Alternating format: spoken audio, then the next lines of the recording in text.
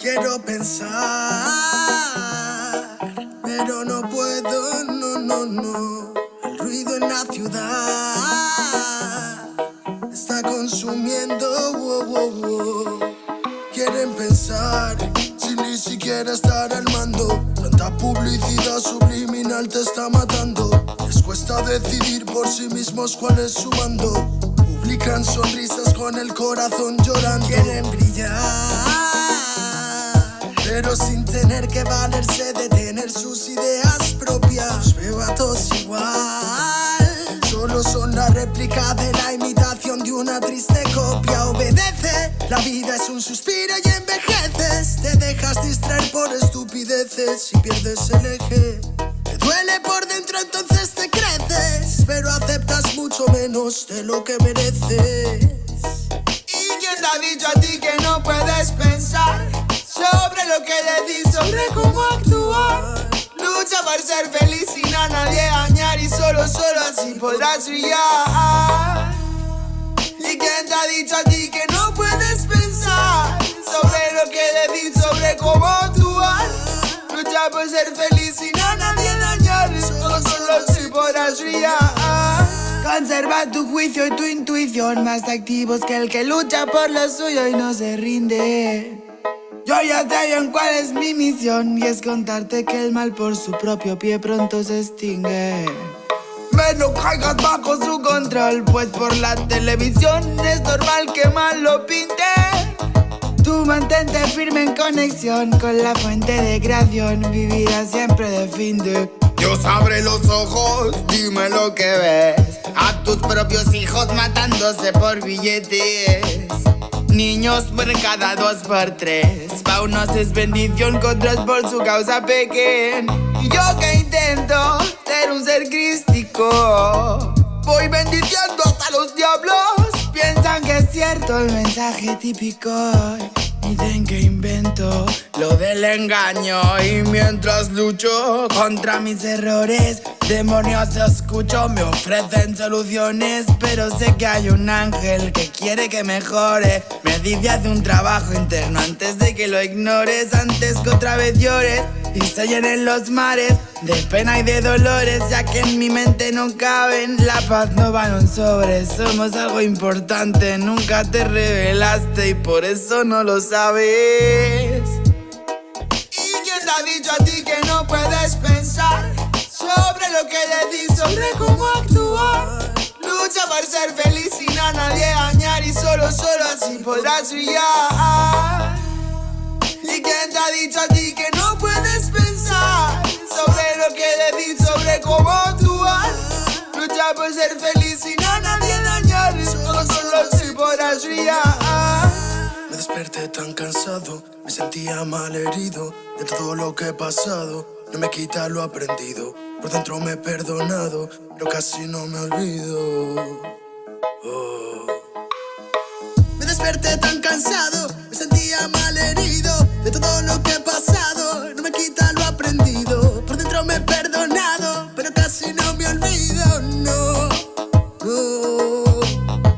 Todos repiten lo que dice el referente. Discursos vacíos lejos de ser coherentes. De lo que no sabes será mejor que no inventes. Que investigues y no te dejes lavar la mente. ¿Y quién te ha dicho a ti que no puedes pensar sobre lo que decís, sobre cómo actuar? Lucha por ser feliz sin a nadie dañar y solo así podrás brillar. ¿Y quién te ha dicho a ti que no puedes pensar sobre lo que decís, sobre cómo actuar? Lucha por ser feliz sin a nadie dañar y solo así podrás brillar. Quiero pensar, pero no puedo, no. El ruido en la ciudad está consumiendo,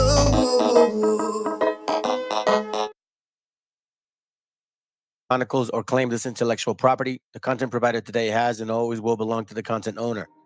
Bible Chronicles does not have any affiliation with the owner of this property. As mentioned, Bible Chronicles did not intend to make use of any material for the purpose of harvesting gain. However, Title 17 of United States copyright law states material in use can only be done when it's for theological or general educational purposes, and thus Bible Chronicles believes that this principal material falls under fair use, which honors protection under Section 107 of the same U.S. copyright law. Isaiah chapter 58 and verse 1. Cry aloud, spare not, lift up thy voice like a trumpet, and show my people their transgressions, and the house of Jacob their sins.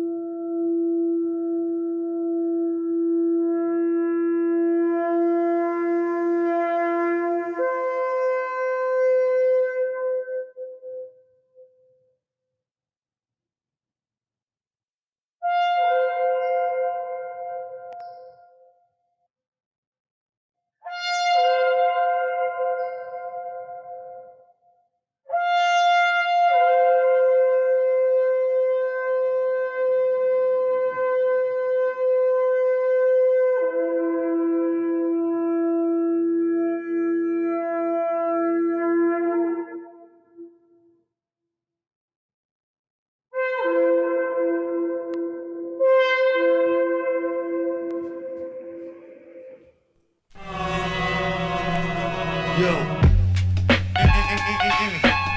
comentando, ¿qué dicen? Sí, ¿qué cuentan? Ya, escúchame, ya. Los medios cuentan que si hay libertad de prensa, la mordaz es cosa escasa y todos dicen lo que piensan. Y esa sutil es impresa y repetida diariamente tiene contenta tu mente con yo soy combate y fiesta. Presta el control, Tarantino no es tan gore como los crímenes de amor que a toda hora se nos muestra. Pues tal vez la estrategia impuesta, pánico en el público y manejarás el pal. Político en vez de patrullas se vende camilla para un hospital, como si esa mierda de combo no diera seguridad. No será casualidad que el otro dueño del canal sea el cerro sobrino pero bueno de un primo hermano pariente papá. Que esa nostalgia no es noticia, su codicia se evidencia. Propicia violencia y plástico, panémicas, belleza. Fútbol, patriotismo, falso, culos, vasos de cerveza. Pele cáncer pa' tu mesa y el domingo en misa pesa. Sobre su cabeza pesa el atraso mental del pueblo. Oposición vendió trasero, dictador, grupo Romero. Pero se confundieron acá, la palabra es cruda. Autoeducación en camino se afloja la lucha a través de cultura. Es como genera de uno, tal vez otro loco se suma. Ya saben cortina de humo que explota la mina que mata la cuna. Primo, vengo que trate la friuna, no una pura canción de aventura. Así no censura, emite basura, no le conviene que sepa verdura. Hay extorsiones, violaciones, robo, llanto y más. Con tanto muerto el morbo están alimentando, ves no hay paz. Solo un odio contenido en bilis para que vivan en la fantasía algún día cambiará. Hay extorsiones, robo, violaciones, llanto y más. Con tanto muerto el morbo están alimentando, ves no hay paz. Solo un odio contenido en bilis para que vivan en la fantasía algún día cambiará. Sensacionalismo, amigo eterno de la prensa, el mismo que forjó al humano sumiso, callado y muestra. En el noticiero, en el artículo del diario, la vida de una PD que poco invierte al vecindario. Sirven como fieles feligreses a oscuro interés, mienten todo el día, crean solo estupideces. La historia afirma, indica que siempre negaron información alternativa que todo pueblo merece. A cada instante pareciera su labor asesinar una memoria colectiva que hace una nación, con una prensa cómplice que juega con humor, desconociendo ese dolor que nos dejó ese dictador. Cortina de humo es su mejor función, para apartarte de la fuente harán de todo, pues miró como venderte el culo de Sharon Stone, cagándose en tu derecho a la objetiva información. El narco, el almirante, el presidente, el congresista, algún ministro, algún delegado, de seguro es el patrón de ese periódico morboso y amarillo que al leerlo 2 minutos te vuelve en un show. Los medios son culpables, responsables de toda propaganda basura que te ofrece la TV. Pues será mejor que se autoeduque, pues my friend, porque el comercio de los medios te carcome hasta las 100. Hay violaciones, extorsiones, robo, llanto y más. Con tanto muerto el morbo están alimentando, ves no hay paz. Solo un odio contenido en bilis para que vivan en la fantasía algún día cambiará. Hay extorsiones, violaciones, robo, llanto y más. Con tanto muerto el morbo están alimentando, ves no hay paz. Solo un odio contenido en bilis para que vivan en la fantasía algún día cambiará. Que algún día cambiará. Que algún día cambiará. CPF.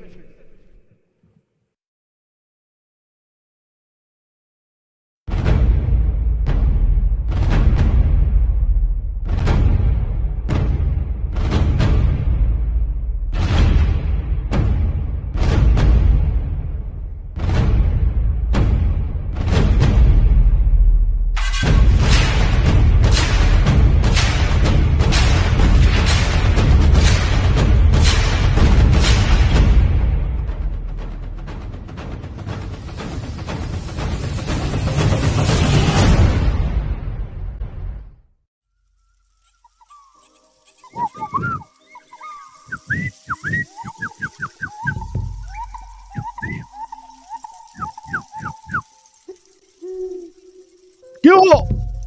What up? What up? Shalom. Shalom. That's how you guys, some of you are saying. Or saludos. Buenas noches. Buenos días. Buenas tardes. Hope y'all doing well. Good to see y'all brothers again, man. Yep, I see the chatter already. We got a fisher. Woo! We got one. I find it so interesting, family. Matter of fact, I didn't even want to do the class today, quite frankly. I've been waking up real early, trying to build something here. As you know, we Hebrews work. Like, we work. We don't go around for reparations. We ask the Most High, put us in a position where we can actually provide, and we'll do the rest, because that's how we do it. Unless some of you gotcha, bitch. Canaanites, you know what I'm saying? You gotcha, bitch. Canaanites, you guys need to start learning that you can come here and post stuff in this channel and say whatever you want, and you want to know something, you guys all sound the same. It's the same repetitive down thing that these schools have taught you guys. So let me just remind you, in this channel, this isn't a game. This is entertainment. Just like the brother said, I'm not here to sugarcoat or tickle your butt. None at all. Okay, so put your emotions aside. Subdue your own understanding. If you don't want the truth, you're in the wrong channel. If you're here to call people, Mongols, because they look a certain way, they need to be pretty stupid to look in the mirror, because a lot of you so-called Canaanites, Negroes, Africans, you guys mixed with the white man. There is such a thing as miscegenation. And a good percentage of you have 40% of actual Edomite blood.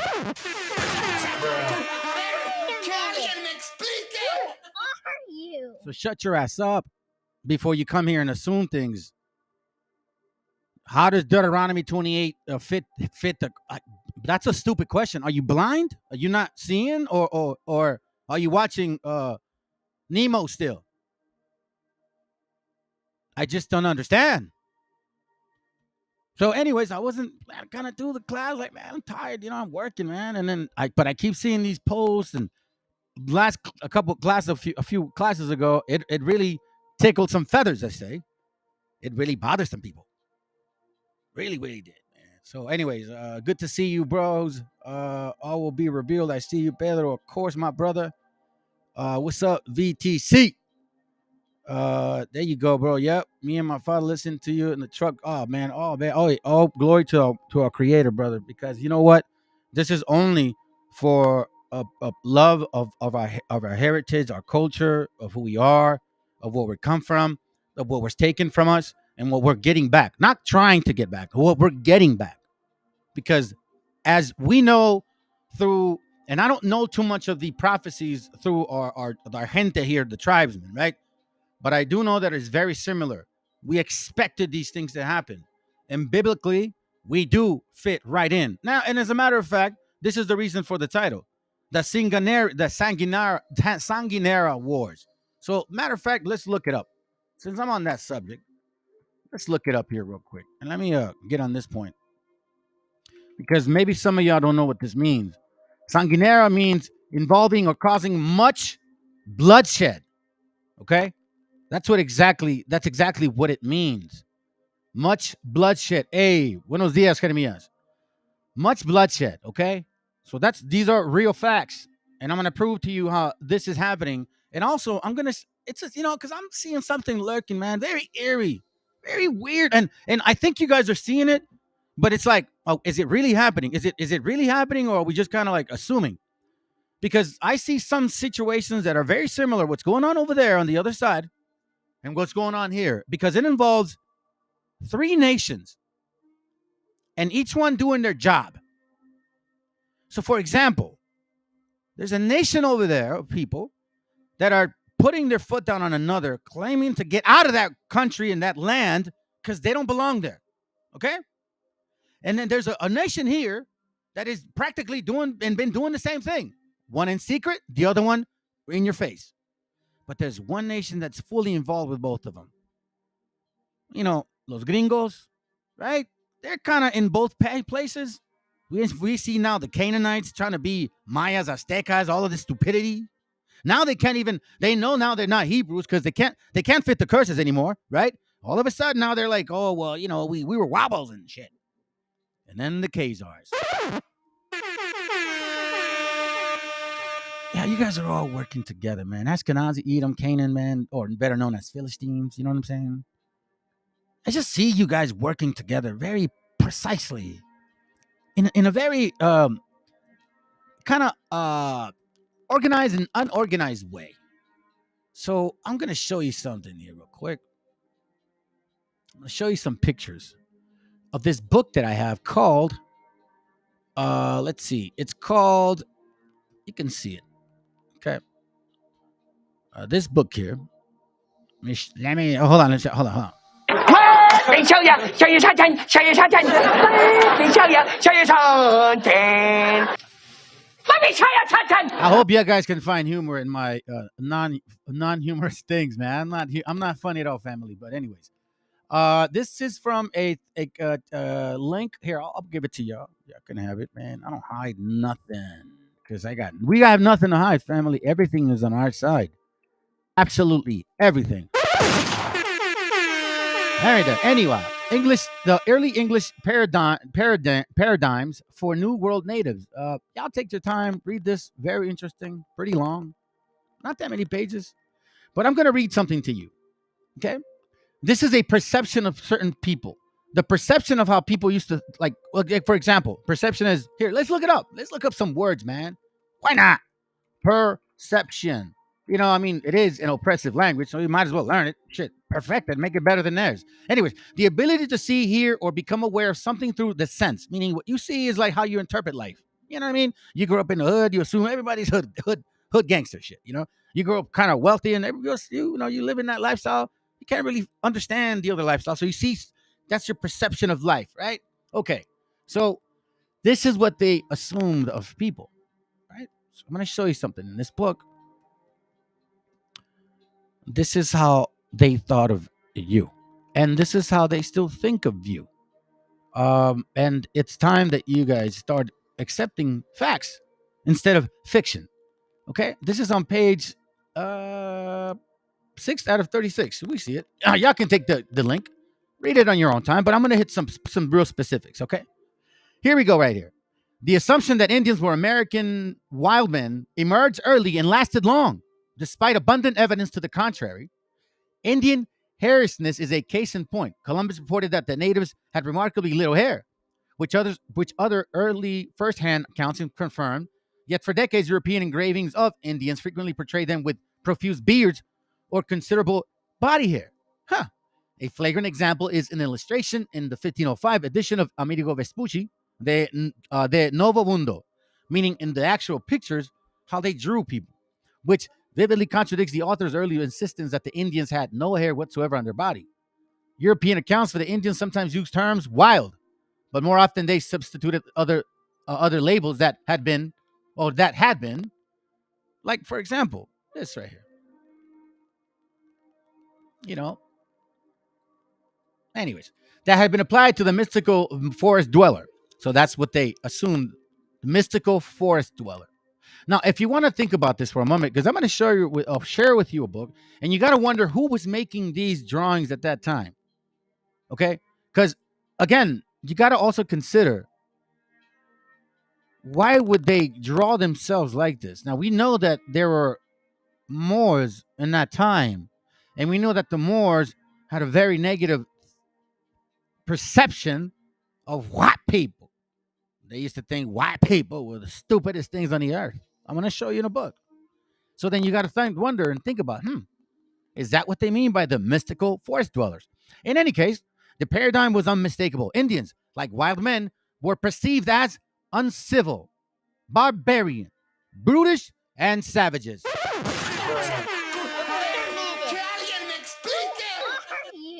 It has not changed. And again, example number one for the folio that showed up and actually had the they like the word audacity. How do you fit the curses? Oh my god! Let me show you one because you obviously don't know. You stupid, man. You stupid. All right. First of all, the stranger that is Deuteronomy 28:43, the stranger that is within thee shall get above thee very high. Oh, shoot. Now they're assuming that we're savages. Mental, what? Like that, I am much better than you. Not only that, mentally, physically, and financially. And thou shalt come down very low. Moreover, these curses shall be upon thee and upon thy seed. I'm sorry, these curses, let me read that again. Moreover, all these curses shall come on upon to thee and shall pursue thee and overtake thee till thou be destroyed. Now, we know that a good portion of our gente was decimated when you dirty bastards came with the gringo. Oh, yeah, I said that. Because it was actually Africans that had smallpox. That's who brought the dirty shit. So let's keep it 100. Now, it says here too, verse 46, just to kind of save you some brain cells, because I know you have a very short capacity of focus here. Verse 46, and they shall be upon thee for a sign and for a wonder and upon thy seed forever. We're still being called savages. And I'm going to show you through this so-called class, or like also El Chicloso likes to call it, entertainment, how these are continuing to a particular type of people. The same people that I find you guys are trying to separate. But the same people that I find, we have a lot of similarities. Yeah. Similarly, European commentators numerously list of qualities the Indians supposedly lacked implicitly employed the paradigm. They had no laws, BS, no morals, lies, no personal property, no government, and no reasonableness, and so on and so on. In some, American natives shared enough presumed characteristics with Europe's mythical other to make European observers imagine the conventional wild man traits, even when they empathetically did not exist. We know that we historically had a very deep understanding of ciencias, astrología, filosofía, y so-called, I should say, religion, o el entendimiento de las leyes de nuestro creador. That is very true, because we got proof of it. Or else, why would they do everything possible to destroy our history? Yet they have history of every single other nation in the entire world. Yeah, even you Negroes. You don't really have a lot of it in like Central and South Africa, because it was not really much there. Most North Africa. But anyways, let's continue. Eventually, Europeans back home getting information mainly through the word of mouth over vast distances were even more prone to plug the few reports facts into a preconceived model. Again, remember back in the day, people had a very good assumption, and meaning because what they saw, we were maybe the lost tribes, right? But no, you got to have Edom and Canaan with their hateful attitude and their teamwork of since the beginning. Canaan and Edom have always stuck together. You guys have always slept together. Matter of fact, Edom slept with who first? Who are you? That's right. Edom slept with Canaan. And I wonder why you guys are still miscegenation. You know, like back before, what is it called? Like that movie called Apartheid or some shit. I can't remember. No, not Apartheid. I'll remember as the day goes on. Night goes on. Anyways, eventually, as the reports from America accumulated and became more accurate, and as the Indians in Europe became more commonplace, as slaves and curiosities or emissaries to European governments, a true picture of the Indian emerged in the continent and in England. You see, family, this also has this to do with the constitution of them believing that we ain't shit. We're not slaves. No, we were destined. We were made to be destroyed. Oh, but pobrecitos negritos. Don't fall for the facts. I'm sorry, don't fall for the myth. And by you coming over here, and by the way, I haven't seen nobody here post anything saying, "Oh, well, you're wrong, you're incorrect." You're sure as hell love to go on our what do you call it? On our channel right there and post your message. Oh, hit the link. If you feel feisty, show me that you fit these curses, and I'll show you how you don't. Eventually, as the reports from America became, maybe skip that. But the process, as was slow and uneven in English pageantry, Indians often resembled wild men far into the 17th century. See? Wild men, of course, were imaginary and none of them really existed. So as you can see, the mentality of how these people have and have always thought of.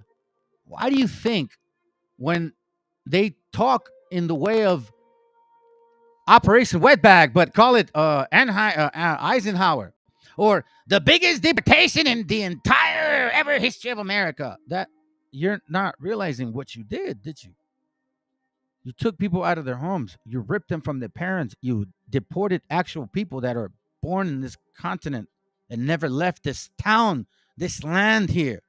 Not even after you created your imaginary borders. You deported them. But at the same time, what did you do? You imported a bunch of Africans and a bunch of other Europeans. Who is the real damn illegal, man? Because quite frankly, the real illegals are you so-called white people and you so-called white black people. And you, well, not Asians right now. Y'all ain't messing with me, so I'll leave you guys alone for a moment.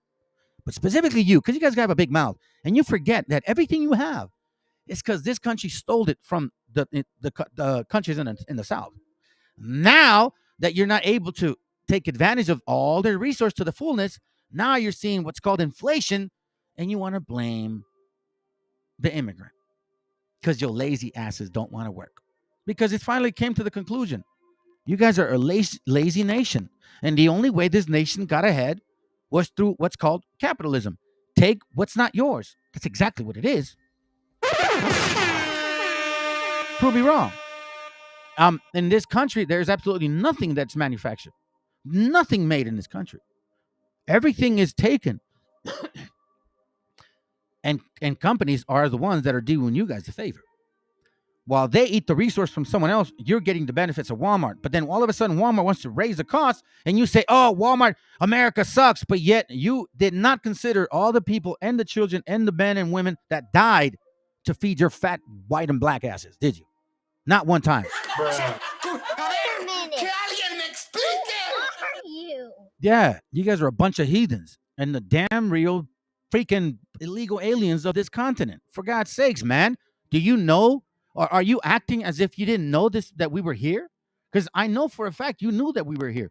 You have the historical assets to find out. But you want to know something? No, you said the hell with these damn beaners, pigs, and wetbags, like you call them Mongols, right?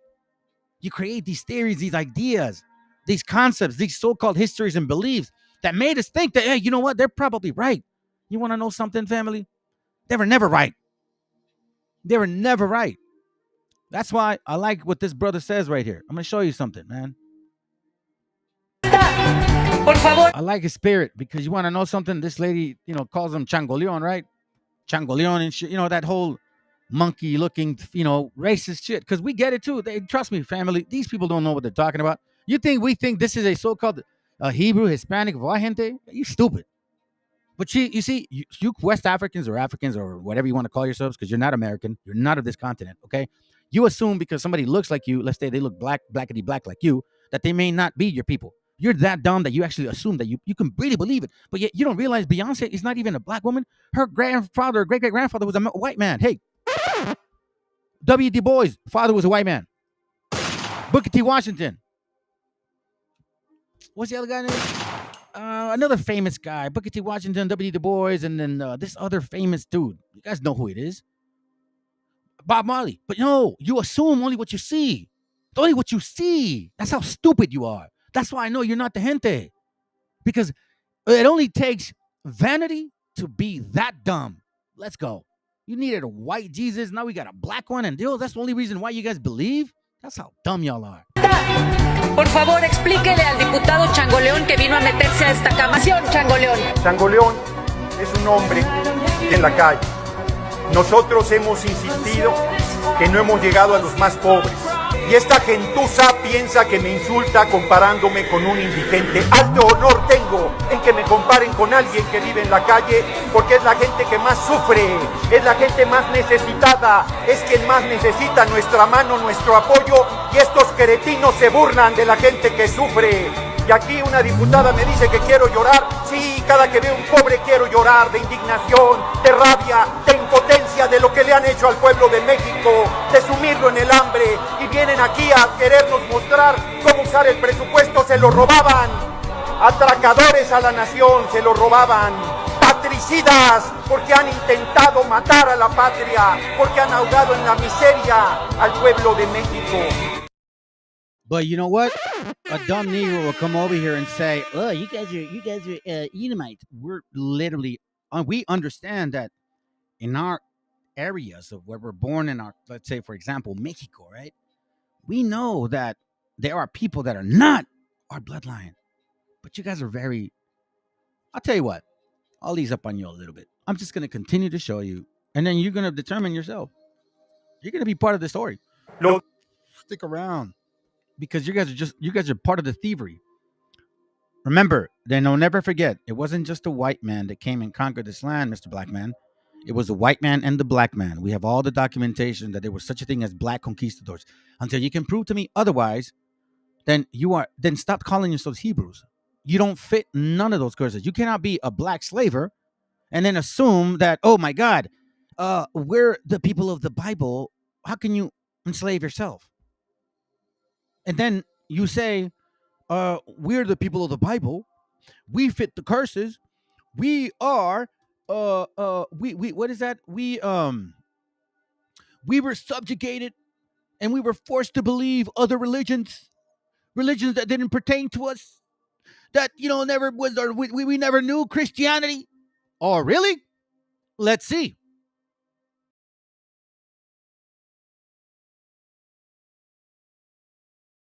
Nicholas, the real St. Nicholas, the further back I go, the blacker St. Nicholas gets. Image that we have of Santa Claus is the rosy cheek European jolly guy, and that image was created sometime in the early 1800s.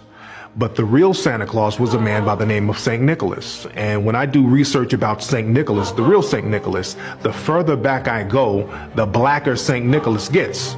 And when you look at pictures and portraits of St. Nicholas in museums in Europe, St. Nicholas is totally black. And there's a museum in Italy that has an old painting of St. Nicholas, and he has like dark skin.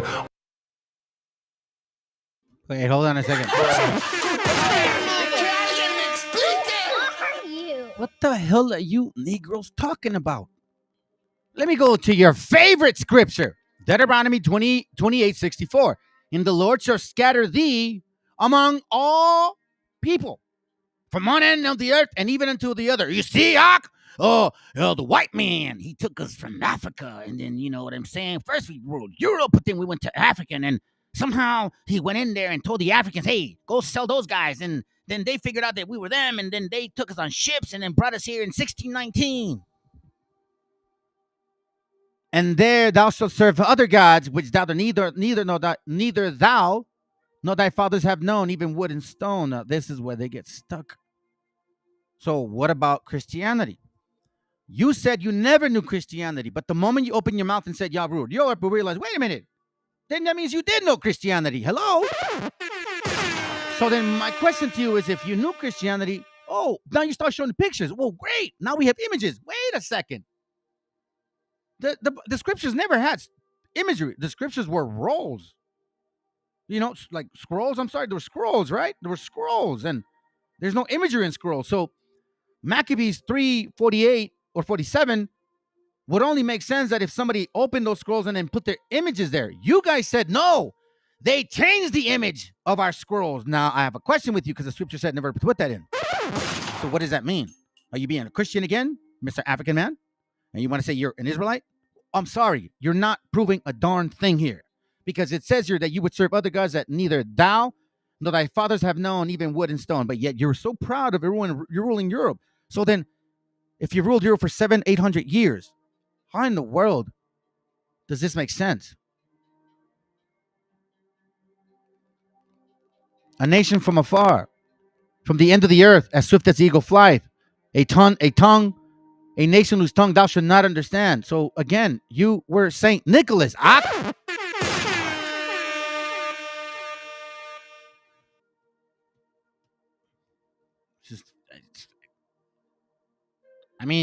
I was gonna go into my, my whole class and leave you guys at the end, but no, you gotta have a Canaanite to come in and open their mouth and not know exactly what he's talking about.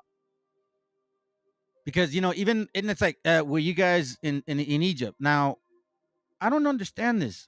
why are you guys fighting to be Egyptians? You guys are not Egyptians. You are West Africans. Egyptians are not you guys. And even if you looked at the pictures of Egypt, there's a plethora of information and pictures that show that they weren't all blackety black. Some were brown, reddish, and some were light brown. But I don't understand. You're not Egyptians. Why does it even matter to you? And then you said, did you fit the Deuteronomy 28 curses? Now that's pretty stupid. Are you from China?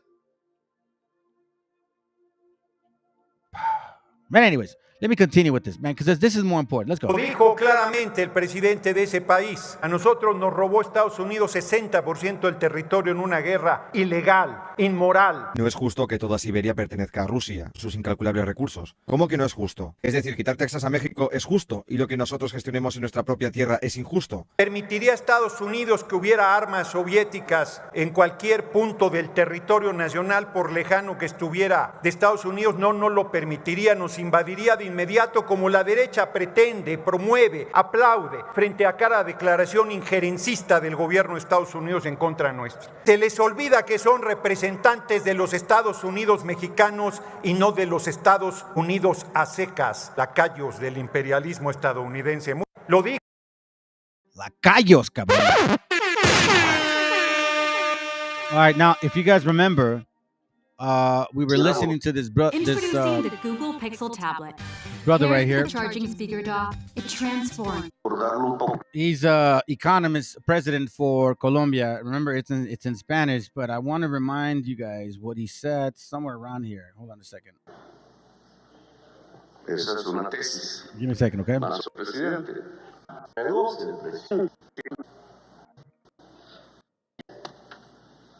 No. La demanda por drogas depende no del precio. Here it goes right here. Give me a second. Depende de unos factores y ahí el problema. Según la ciencia, de gentes que se vuelven adictas sin saber, incluso todavía no se sabe por qué una persona se vuelve adicta al alcohol y otra consumiendo el mismo alcohol no. O al café, que tiene cafeína. No. Hay adicciones que habría que desde la ciencia mitigar. Tesis discutidas en la Bogotá humana. Las adicciones crecen porque hay falta de afectos en la sociedad. Es decir, de amor. ¿Cuál es el antídoto contra el consumo de drogas? El amor. La publicidad y el mercado alrededor de las decisiones de la política económica. Aumenta el precio, como el pan. Entonces, si nosotros reducimos la demanda de las personas que consumen estas sustancias, sin decir si es bueno o mala, sino si reducimos la demanda, ¿qué sucedería en el mercado de las drogas? Se cae el precio. Y en un sentido, un valor, porque sabemos qué pasa en nuestros países. Señalaron el curso fundamental, porque eso es lo que ha provocado la política oficial, trasladada a la Unión Europea y por ahí a las Naciones Unidas, y donde por primera vez se habló de república, de muertos en América Latina. Y vamos a tener más estados fallidos y vamos a tener quizás la muerte de la democracia en nuestro continente. Quizás. La política llamada guerra contra las drogas ha fracasado. No sirve. Si la continuamos, no vamos sino a sumar otro 1 millón de muertos en América Latina. Y vamos a tener más estados fallidos y vamos a tener quizás la muerte de la democracia en nuestro continente. Quizás. Y voy a tratar de explicarme. Porque es el inicio, yo sé, de un debate entre nosotros, pero que tiene que ser entre nosotros, por eso queremos una conferencia de presidentes de América Latina para continuar esta discusión. En sus tonalidades, unas nosotros le llamamos godas, conservadoras, fundamentalistas, extremistas, otras científicas, otras progresistas, que ojalá se junten a las visiones científicas que deben ser los verdaderos faros de las decisiones de la política.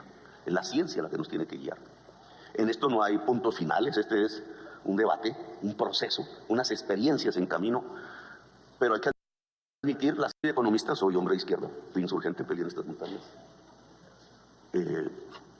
Progresista es mi electorado. No es Pay attention, family. This is important, okay? Nunca una persona como yo había podido ganar las elecciones en este país. Este país es relativamente conservador. Pero me atrevo, aprovechando este espacio de la historia, al que tengo oportunidad de decir lo que pienso sobre esta materia. Soy economista y quisiera abordarlo un poco desde la profesión. Y desde el ABC que todo muchacho, muchacha que entra a estudiar economía aprende en el primer semestre lo básico. No hay que ser un experto. Las drogas son un mercado. Miren qué mercado, ¿no? Todos lo aceptamos aquí. Es un mercado. Un mercado tiene una oferta y tiene una demanda. Dice el ABC de la economía que esa interacción genera algo que se llama el precio. ABC, nada nuevo bajo el mundo. Consenso en el pensamiento económico.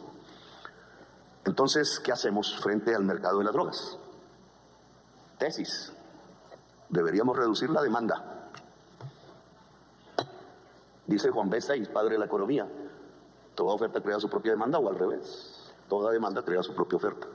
¿Cómo se reduce la demanda en un mercado?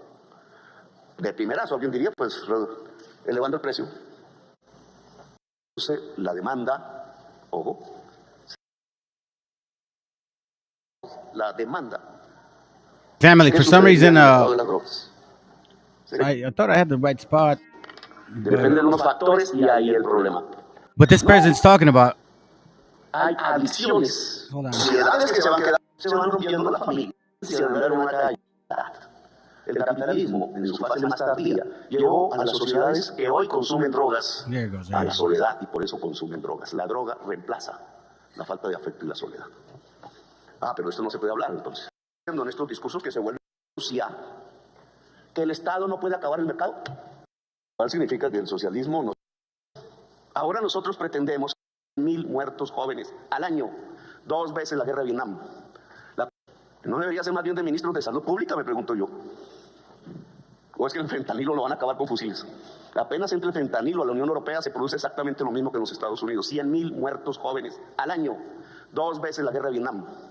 La cocaína en Estados Unidos mataba 4,000 al año. Y la marihuana, ninguno. Ninguno. Y ahora son 100,000. Con fusiles, con calabozos, con cárceles privadas, metiendo otros 10 millones de norteamericanos a la cárcel. ¿Así se va a acabar? Pues esta guerra, pensada así, contra toda evidencia, ha fracasado. Ha fracasado.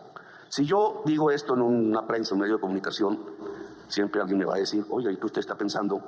Que entonces toda la juventud se vuelva drogadicta. Usted está pensando, usted es un aliado de los narcotraficantes, ya me lo dicen. No, porque cada dólar que se invierte en recortar la demanda ayuda a la familia a que no se produzca la adicción. Cada dólar que vaya al hospital público, al médico, a los vehículos blindados para condenados por sus relaciones con el narcotráfico, sus perros, sus cantidad de droga que tuvieron en un bolsillo. Una guerra entre la policía y la juventud civil en los barrios populares. Una guerra. Damn it, family! I hate when this happens, man. I thought I had the right spot, and I guess I didn't. And I apologize because I don't like wasting this time. He makes a comparison. Makes a comparison. El discurso oficial de la OTAN es que estamos aliados con el narcotráfico. Repetimos, un discurso oficial de nuestra propia Let me take it off. Anyways, and one of the meetings, and I think it was this one. I could have thought it was this one. I'm not sure why I can't find it now. He compared in regards to how the situation with the so-called exodus from so-called South Americans into the states here, that it's going to get eventually to the state of Palestine, because as you can see where they're making these laws, they passed Texas officially, Florida was already done, and you're seeing what they're actually committing. They're using not only Border Patrol, but regular cops to pull people over. Now, what are they going to pull them over? Based on what? On how they look? No, man. You know, you wonder, you say how do people fit these curses? Like, Hispanics don't fit these curses. It's a continuous mental insult. And you still don't read Deuteronomy 28, which you proved and actually says that they would use bywords and proverbs and bywords against the children of the Most High. Look up the word Proverbs. Joe Biden is a low IQ individual. He is truly the worst. They're poisoning the blood of our country. That's what they've done. They poison mental institutions and prisons all over the world. Remember what the book said, that we were savages, incompetent, like beast-like people. And these Negroes also call you Mongols. That's exactly what they're saying at the same time. Don't play dumb, Africans. You know you do that. Just like these Edomites, like these so-called, gringos, these woods, we call them. You guys are the same way. The racist ones that I'm talking about, you guys are very, very much alike. So don't sit here and tell me that you're different. Let's go. Not just in South America, not just the 3 or 4 countries that we think about, but all over the world they're coming into our, not just the 3 or 4. He's also saying that everybody that comes in is basically sick in the head and retarded. Keep that in mind. That's why he's talking about poisoning their blood. Which blood? The so-called white blood. Let's go. Prisons all over the world, not just in South America, not just the 3 or 4 countries that we think about, but all over the world they're coming into our country, from Africa, from Asia, all over the world. They're pouring into our country. Nobody's even looking at them. They just come in. Take me in, O tender woman, sighed the vicious snake. I say. He is, I guess, reading this song called The Vicious Snake.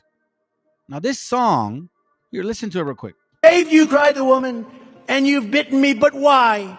You know your bite is poisonous, and now I'm going to die. Shut up, silly woman, said the reptile with a grin. You knew damn well I was a snake before you took me in. I will immediately restore and expand the Trump travel ban on entry from terror-plagued countries, and I will implement strong ideological screening for all illegal immigrants. If you hate America, if you want to abolish Israel, if you sympathize with jihadists, then we don't want you in our country.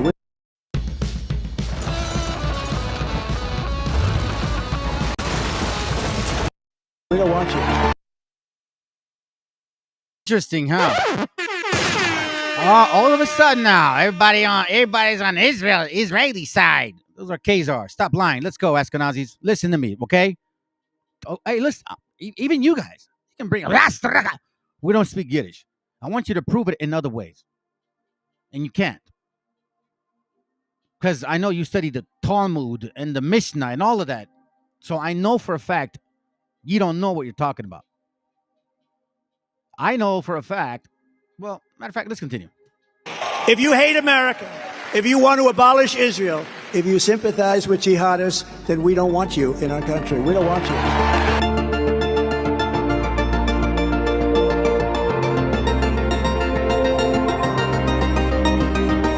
The border has been erased. We have no border any longer.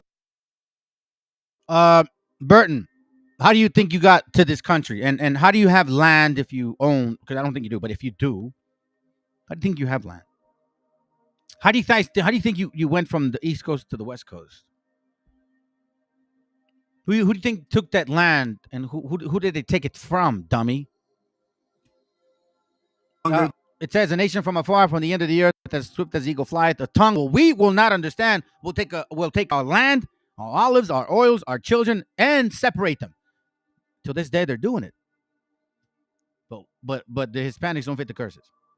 Drugs, criminals, gang members, and terrorists are pouring into our country. They're running wild in our Democrat-run cities, while Christians and conservatives are persecuted. And thanks to Crooked Joe's breathtaking weakness, he is bad.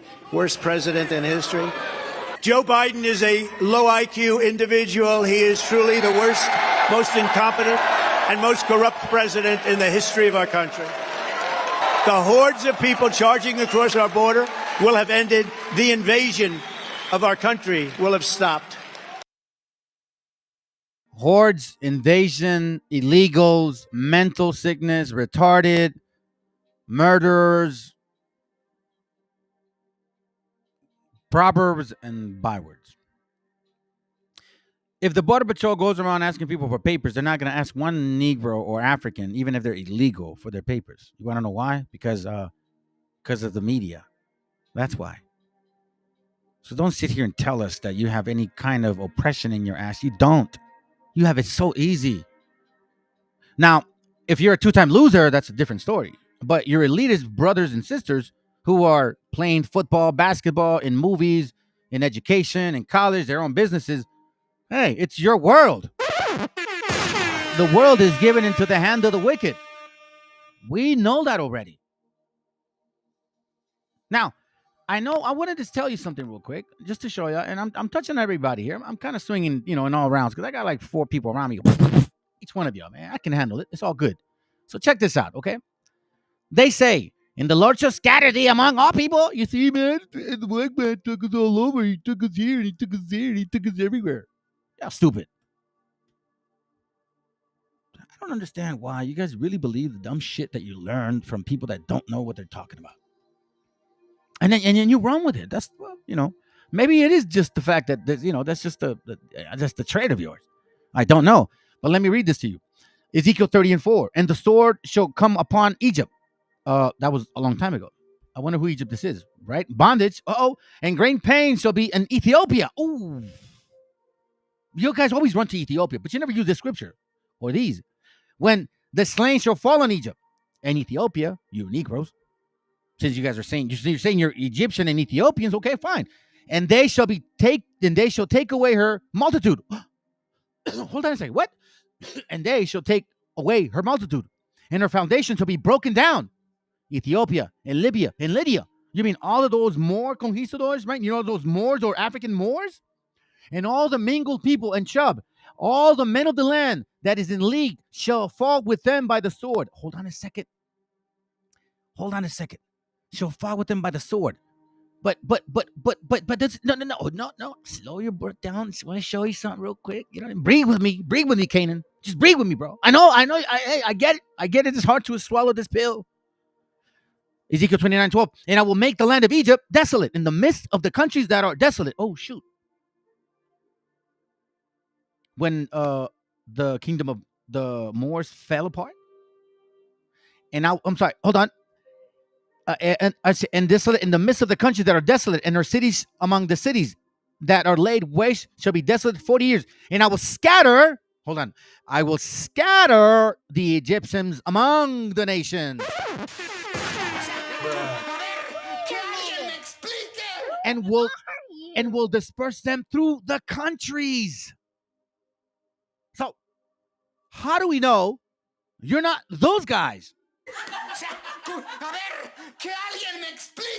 We know now that there were black conquistadors. So now when you take somebody to court, let's say, and they're guilty or innocent, you got to prove that they're really guilty. Or you got to prove that you really are who you say you are. But now in court, when you have a lot of questions around your so-called lawsuit or theory, you lose the case. So you ruled Europe, you subjugated the white man. Now we have documentation that you came and conquered these lands with him. So now we know that language was not unknown to you. This nation of people was not unknown to you. And you were not enslaved the whole time. You were actually a slaver. And then we find out that, oh, wait a minute. Hold on a second. Egyptians and Ethiopians are going to be scattered all over the place. So then you tell me, Mr. Africanus, how the hell do you think this is even you? Because you also say historically that, oh, wait, hold on a second. Let me rephrase that. We know historically that the Philistines or Carthaginians were the seafaring individuals, like, they sold purple, right?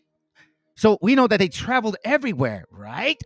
And we know that there's historical facts of the historians that show that this land was visible to them at one point because they somehow randomly passed by it, but they saved it till the end. So since we know you guys historically traveled places, like Druidism came from Phoenicia, Carthaginians and Phoenicians, you Hamites. Since it's up there and you were digging for tin up there too, how do we know that the so-called white man scattered you? How do we know that you didn't scatter yourself? And then on top of this, the Most High said, I'm going to scatter you all everywhere too. There's too many questions in your doctrine. Because not only does this not fit, verse 49 doesn't fit. You know that language. Okay? Let's see. Verse 40 doesn't fit. Verse 39 doesn't fit. Verse 38 doesn't fit. Let's see what else. Verse 36 doesn't fit. Verse 35 doesn't fit. You never got smallpox, not to where it's decimation. You carried them because you're dirty, but you didn't die from them. What else? Not verse 33. Not verse 31. What'd you do? What they do? Bring the oxes with you guys on ships in 1619? Stupid asses. No. Which one? You didn't. Not verse 28. Verse 27. When did you guys die in this massive amount? That carcasses shall be meat unto the fowls, unto the beasts of the earth, and no man shall fray away them. No, that happened only to us natives. What else? This didn't happen to you because you weren't in your land. You get closer and closer, and you're like, wait a minute, none of these curses happened to you guys at all. Oh, wait, hold on a second. The only one you go to is verse 68. But even that's in question now. Because a lot of people have been, like they brought Chinese people from China. They brought Filipinos from over there to here. They took us all over the place. Oh, but you don't know that, huh? Of course not. Because it doesn't concern you or it doesn't benefit you. But let's continue. We'll have stopped. We will stop the invasion very quickly. We'll get Tom Homan. We'll get Brandon Judd. We have such great people. They'll stop it. This character, Brandon Judd. Well, first of all, I want to show you this real quick. Okay. This song that he was talking about, the snake song. All right. Let's not forget. Sorry, I'm jumping back and forth, man, but I got to like I said, I'm between 2, 3, 4. You know what I mean? Just handling it. So just, hang in there with me. So this here is the song of the snake. The song that he's talking about. It's a stupid song, right? Matter of fact, but that's not what I care about. Don't tread on me. This is what I care about. This is their image. So I find it funny that they're reading that whole story of a snake, and then they're signed as typical racists or typical Edomites. You know what I'm saying? Just hateful, damn individuals that don't appreciate when they actually steal something and then they want to claim it's theirs. And y'all didn't create shit, but again, whatever. Anyways, that's not the point. So I find it funny that he sings this song. Invasion of our country will have stopped. You know your bite is poisonous, and now I'm going to die. See? Shut up, silly woman, said the reptile with a grin. You knew damn well I was a snake before you took me in. I will immediately restore and expand the Trump travel ban on entry from Terra Play. So again, we're just going through the motions here. Not the motions, but again, let's dig deeper. Check this out. Got something too. Actually, we had enough of that. So now I remember he mentioned the judge dude, right? Judge whatever. Yeah, you gotta bring that guy. This guy. He's talking about this other punk ass racist fool here. Replacement theory fuels extremists and shooter. Now a top border patrol agent spreading it. This guy, Brandon Judd. I mean, what do you expect? What do you expect? Look. Sir, why do you think that this administration has allowed virtually an open border? I believe that they're trying to change the demographics of the electorate. That's what I believe that they're doing. They know they want to stay in power, and the only way to stay in power is to continue to get elected. See? But yet, do they not acknowledge the fact that it's their stupid damn laws that keep the sanctions, or their stupid sanctions that keep our gente in these turmoil situations? They cause the problems, and then they call it invasion, immigration, illegal aliens, deadly force. This guy says this right here. This guy right here. There'll be the day where you won't be a governor. Trust me. I'm just saying. If you're already on U.S. soil once. You're already on U.S. soil once you get through the wall. You have hostile intent because you're obviously running drugs. You absolutely can use deadly force. I mean, think about it. If we're trying to do that, if you were going to some Texas Ranger property, break into their house, they're going to respond. Of course you use deadly force, he said, adding, if the cartel are cutting through the border wall, trying to run product into this country, they're going to end up stone cold dead as a result of bad decision. And if you do that one time, you're not going to see them mess with our wall ever again. You see this? So he's telling these demon white people, these crack-a-lackas, to shoot our gente, to scare the cartel.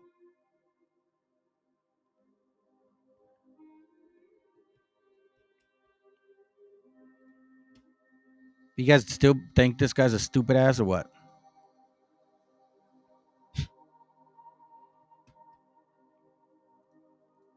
I mean, if you're talking about, being so supposedly people of the law, and we don't want illegals, breaking the law because it's not right. So what are you gonna do about this here?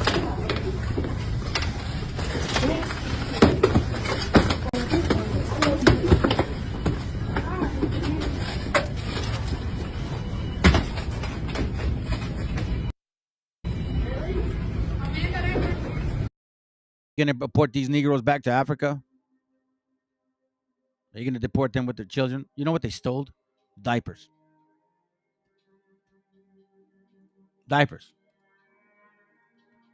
This whole talk in regards to Operation Wetback, family, I'm showing you some similarity because I'm going to move you into some other video real quick.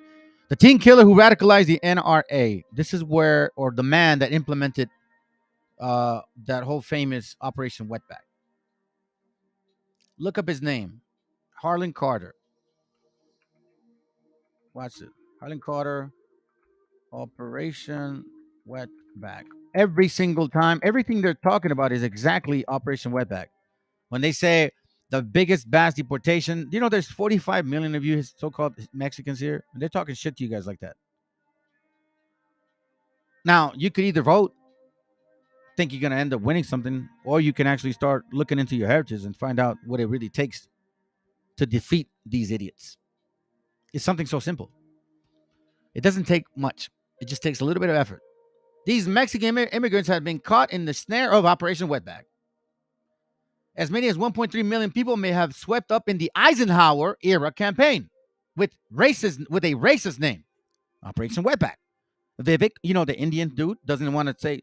He actually told some CNN guy, he tries to act like he's this proper dude, right? Tried to tell the CNN guy in his private channel or whatever, they were, a bunch of preppy white boys and shit. He's like, yeah, Vince, shut the fuck up. Well, I tell you what, Mr. freaking Indian man, shut the fuck up. Because like I said, I know you're not going to win till you open your mouth. Now we know what you look like. So shut the fuck up, because guess what? We don't forget faces. You open your mouth, and this ain't going to end. This is just the beginning. You are actually, you're creating a beautiful wave that's been building for some time, and you're going to get the bitter end of it. You and your dumbass gente. Because again, whoever's against the children of the Most High will pay even more severely. So everything that you guys are attempting to do, by all means, it's in your nature. I guess I don't want to say go ahead and do it, but we know what's going on. Because, you are very quick at doing these things, saying that we're breaking laws and committing crimes. Why is almost no one talking about this? 2 South Carolina men are now charged with hate crimes in connection to 3 armed robberies in 2021. A federal grand jury found that Charles Clippard and Michael Knox targeted Hispanic victims in these robberies. Clippard and Knox are charged with 3 hate crime counts. A Columbia man and woman pleaded guilty in U.S. District Court in Columbia to hate crime and conspiracy charges relating to crimes targeting Hispanic victims. Officials say that 20-year-old Gabriel Brunson and 33-year-old Sierra Fletcher admitted to targeting people who identified as Hispanic at places of public accommodation on several instances. These cases are becoming more and more common throughout the nation. We have seen this happening to street vendors and other hardworking Latinos as well. Anglos are not the only people who are against us. Many in this community as well are actively trying to keep us out of our ancestral homeland. And if they can't, they target us for their bigotry. I am so tired of the media and Democrats giving giving them an excuse because of their white guilt. Our community did nothing wrong to them. Many even helped them to gain freedom in the 1800s by assisting them escape the American South and into Mexico. Not to forget the fact that many Chicanos were allies, both during the Civil Rights Movement and in the recent BLM protests. These actions are not that of their entire community, but it has been steadily rising over the decades. Arm and defend yourself. Teach them that we are not helpless victims.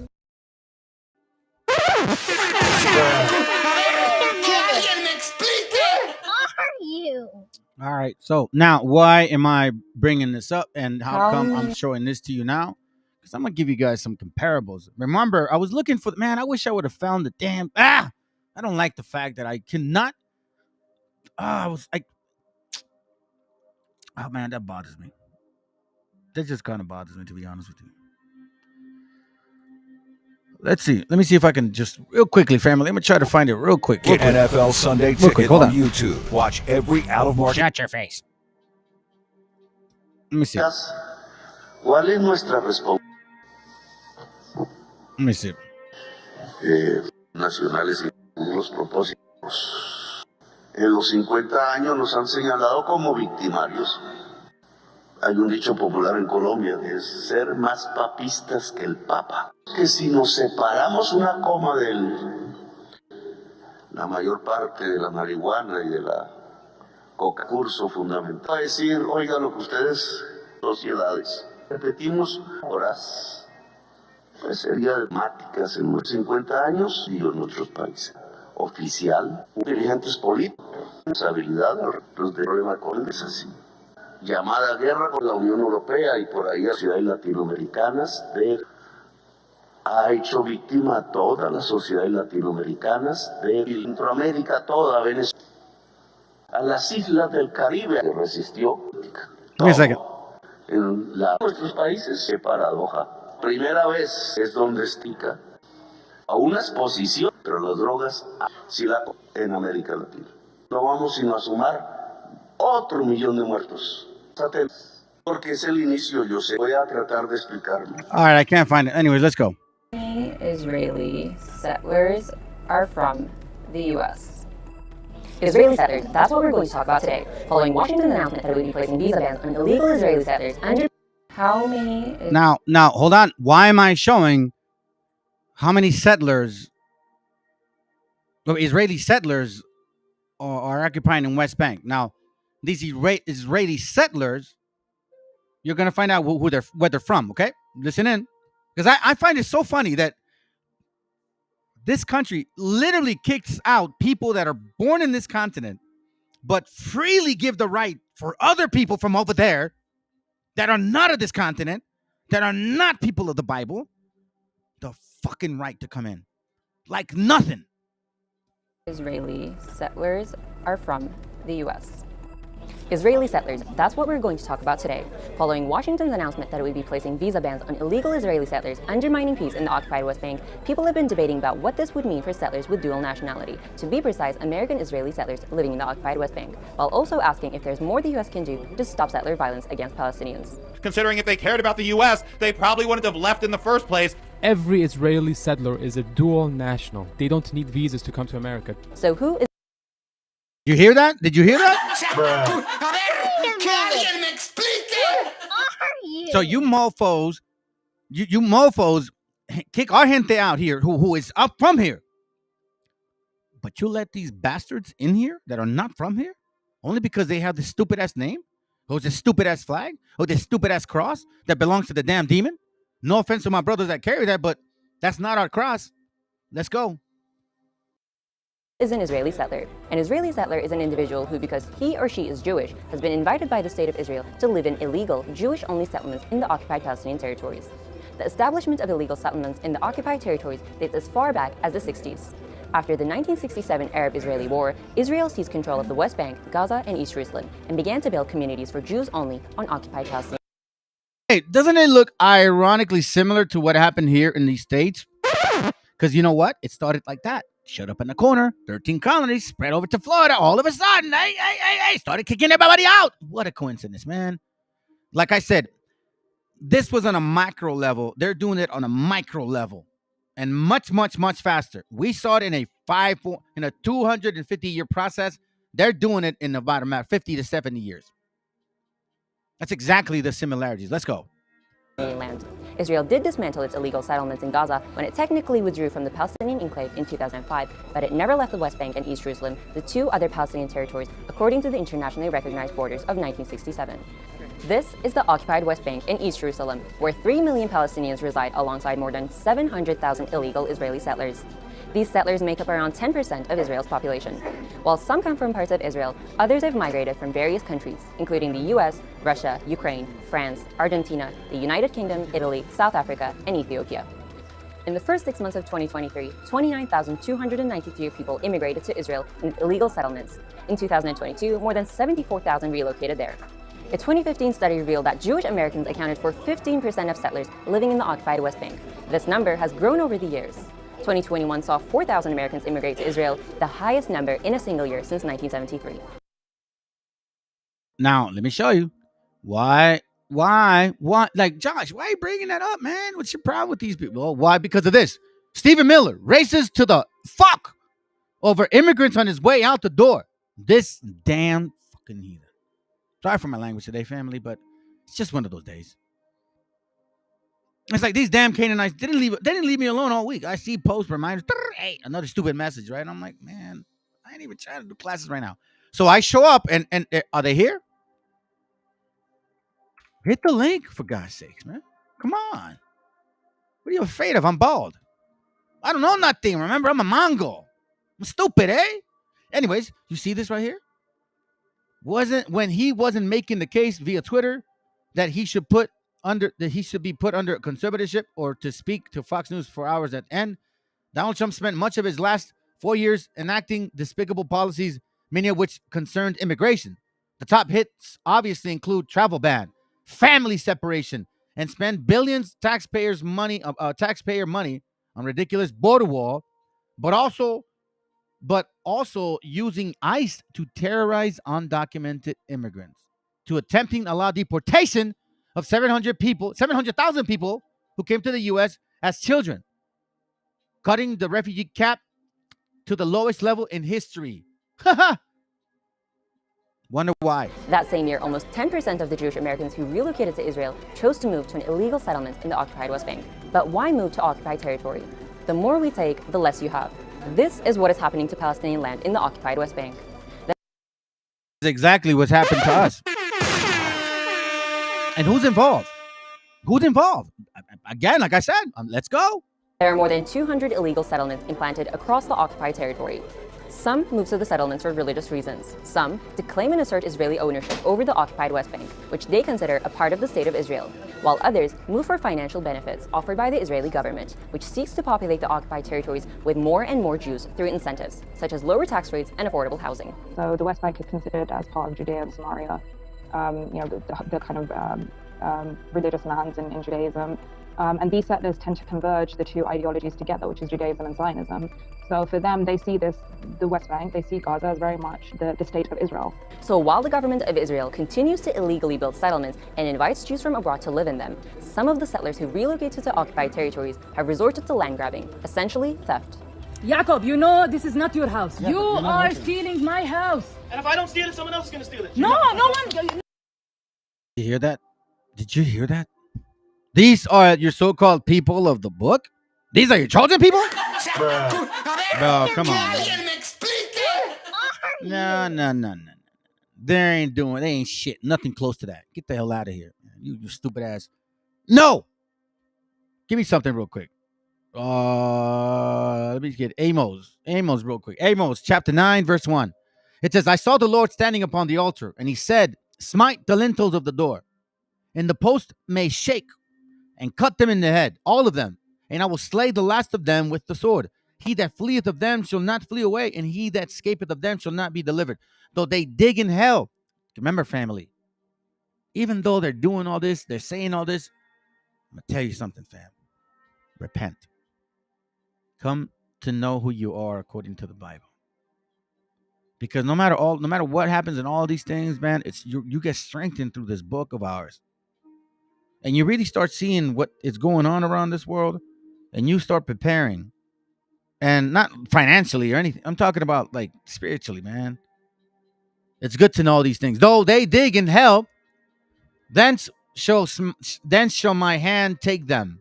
Though they climb up in heaven to heaven, thence will I bring them down. You guys know that they're creating all of these, so-called underground, camps to get away from the so-called nuclear war. That they're trying to build spaceships to get away. You know what I'm saying? No. They're running from somebody, and this is who it is. And though they hide themselves in the top of Carmel, I will search and take them out thence. And though they be hid from my sight in the bottom of the sea, like, they're going to bring these so-called ships and get under the water and hide from this whole destruction of the world. Thence will I command the serpent, and he shall bite them. And he shall bite them. Now, why do I say this? Because obviously you don't want to carry this particular anger. There's got to be some kind of hope, knowing that all of these things, they're not going to get away with this, family, at all. Jeremiah 16:16, behold, I will send many fishers, saith the Lord, and you, if he chooses you, you're going to be his fishers. And they shall fish them.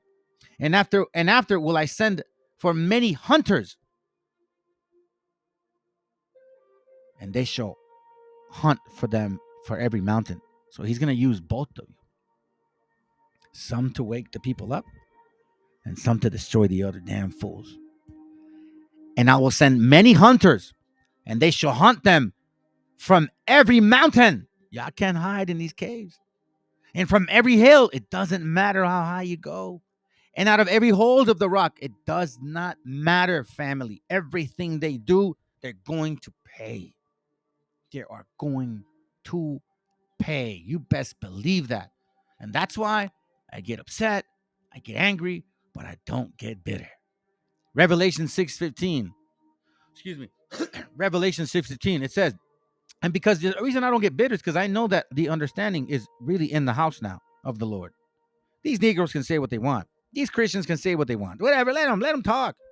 They can't even prove Abraham. Oh, well, what about the Exodus? Okay, what about Abraham? He came out of the Ur of the Chaldees. Explain that to us. And you let me know how you Africans relate to that. And don't go, oh, well, Indians were dark. They were dark skinned too. Yeah, but it doesn't matter. People were dark skinned. Yeah, we were dark. We're dark. I can get dark. My brothers are dark as hell. Sorry, man, but they are. Revelation 6:15. And the kings of the earth, and the great men, and the rich men, and the chiefs, captains, and the mighty men, all of you bastards talking shit, Trump, Vivek, every single damn Canaanite, every Edomite, every Khazarian, all of you bastards, Amalekites, Kenazis, whatever you want to call yourself, Jeff, Baptist, all of y'all.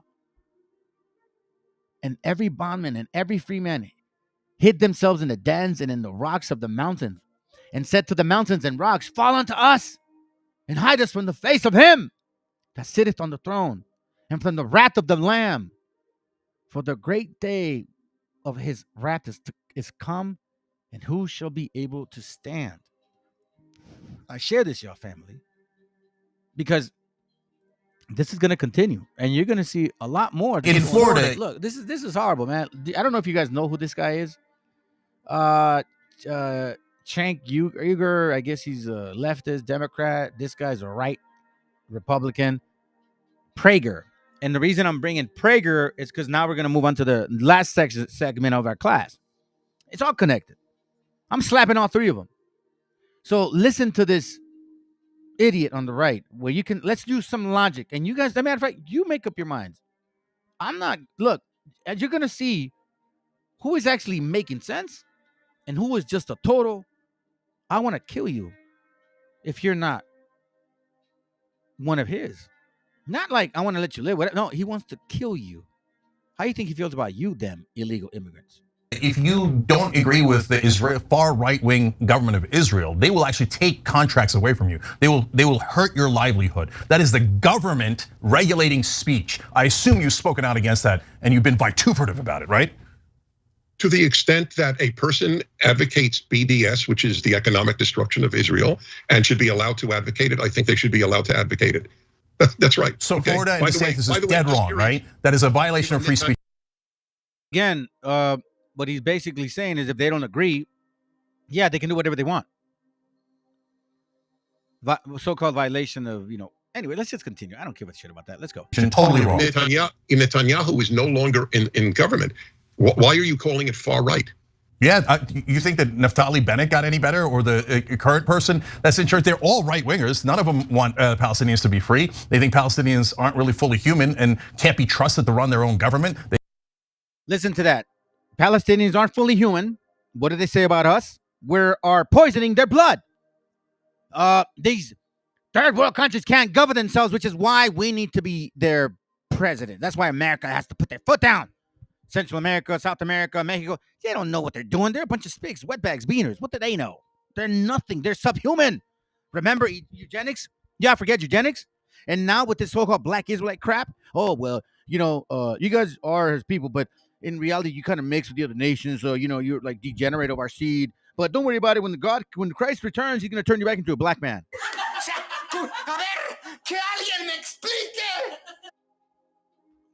Yeah, that's their doctrine. Let's go.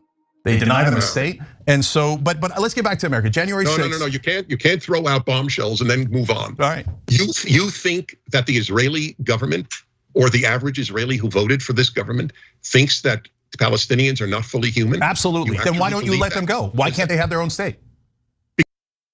Listen to this part, okay? Here we go. So he says, I think that they're not human? Watch what he says. Because it'll be run by Hamas. Are you foolish? Okay, so he just said he doesn't want to let them make their decisions because they'll be run by Hamas, which means they're too stupid to make decisions for themselves. So what? The right-wing violent government of Israel kills Palestinians all the time. Okay. So you're saying, wait, no, but you're saying the Palestinians cannot govern themselves. Isn't that what you're saying as a fact? You believe that there is moral equivalence between Israel and Hamas. That's all I needed to hear. You're literally saying they're not equal. You're saying the Palestinians and the Israelis are not equal. We have to violently oppress them for the rest of their lives. How long is the occupation going to go? How long are you going to keep millions of Palestinians as prisoners because you think they're less than human? And quite frankly, family, by these people being in this continent, it's not an occupation of ourselves. Because as long as you are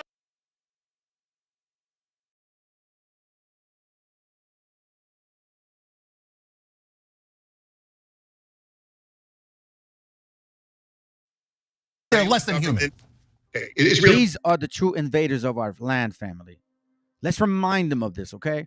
If your bloodline has been here since the beginning, you're on this continent, you have more rights than these damn idiots. Listen to this again. This occupation going to go? How long are you going to keep millions of Palestinians as prisoners because you think they're less than human? This is an occupation, family. This right here, you Anglos, you West Africans, you whoever is trying to pass these laws to oppress us. Now, Vivek kind of people, you are invading our land. You are the real illegal alien. You are the real reason why all of this debauchery is happening. You brought this with you. LGBTQ, pedophilia, stupidity, evil doctrines, Christmas, all of that is yours. Don't blame no one else. Because he that leadeth into captivity shall go into captivity. Matter of fact, let me read it. I haven't read that in a while. Damn. What is it, 10:13, I think? Or is it 13:10? I can't remember, man. It's been a while. Wow. Yeah, Revelation 13:10. He that leadeth into captivity shall go into captivity. He that killeth with the sword must be killed with the sword. Here is the patience and faith of the saints. That's why, family, when people try to tell you that you don't fit the curses, all you got to do is open your eyes and you're going to find out that you fit every single one. Okay. Israel doesn't want to commit suicide because you sitting in America have it good. Okay. Okay, so you're saying never, right? You're going to imprison Palestinians for the rest of time. Is that correct? When the Palestinians disavow terror and stop trying to destroy Israel and don't announce that they want to destroy Israel, there will be peace. Dennis, they have done that in the past. You said not good enough. But the current state of affairs is the absurdity of the Israelis saying, we will not allow you to have a state because you theoretically say that we cannot have a state when we already have one. But no, you're literally preventing them from having a state. So since you are preventing them, doesn't that make you a monster who doesn't believe in freedom? And that all of your empty talk about, how much you love freedom is total garbage because you don't think it applies to Palestinians? You have a weird way of thinking. Great answer. Go ahead. Why can't the Palestinians have the same freedom that every other human being has? If you allow me to speak, I'll tell you why it's weird. You believe there is a moral equivalence between Israel and Hamas. That is morally sick. You are sick for not allowing Palestine. As we can see, it doesn't stop. So now, ooh, this one's gonna be good right here. We saw this. We got about 30 minutes. I'm gonna kill this in 30. Okay. So let me get rid of this here real quick. Remember that guy talking, the red dude with the white hair? That's him, Prager. Okay? This is Prager. This is why I needed to play it this way. So now, because you know me, I go long usually, family. So check this out. Let's get some fake news. Let's go. And now for a brief history of slavery. Here's the first thing you need to know. Slavery was not invented by white people. It did not start in 1619 when the first slaves came to Jamestown. Okay, so that is still their so-called belief. I mean, did they forget about, some of the books that we have here that clearly tell us that, there was black conquistadors here? Did she forget? There is a book called the African Americans, Many Rivers Cross. And in this book, it clearly shows and states this right here, family. Africans in the Americas. It clearly says that there was such thing as black conquistadors. And this didn't happen in 1916, okay? That's a lie. It says here on this book, which Henry Louis Gates wrote, and let me show you who he is, because he's not a widow, he's not a gringo. He's this man right here. He is saying that black folks had a lot to do with the enslavery of the natives. If not all the first explorers and conquerors of New Spain were European, it is equally important and surprising to many of us to note that not all of the first Africans who assisted the Spanish and Portuguese came as slaves. Let me go this way. Came as slaves. An untold number of free people of African descent, black conquistadors. Wait, hold on. Yeah, let me read it again. Black conquistadors born in Africa or on the Iberian Peninsula. Also accompanying Spanish conquistadors such as Hernán Cortés, Ponce de León, two of the famed explorers of the vast region that would become modern Mexico. Let me skip it here because you guys already know I read this before. While the number of African explorers is impossible to determine, they participated in some way in virtually all of the Spanish expeditions of the New World in the 16th century. These black conquistadors, these black, negros, Africans, West Africans, some Northern Africans, some Southern Africans, mostly West Africans, you servants who were helping these people, right? These black conquistadors set an example for subsequent racial relations throughout the entire Spanish colonial experience, living their daily lives with degrees of complexity. Matter of fact, it says complexity, and that rarely would be achieved by black men and women in early English settlements in the Caribbean and North America. Indeed, wherever Spain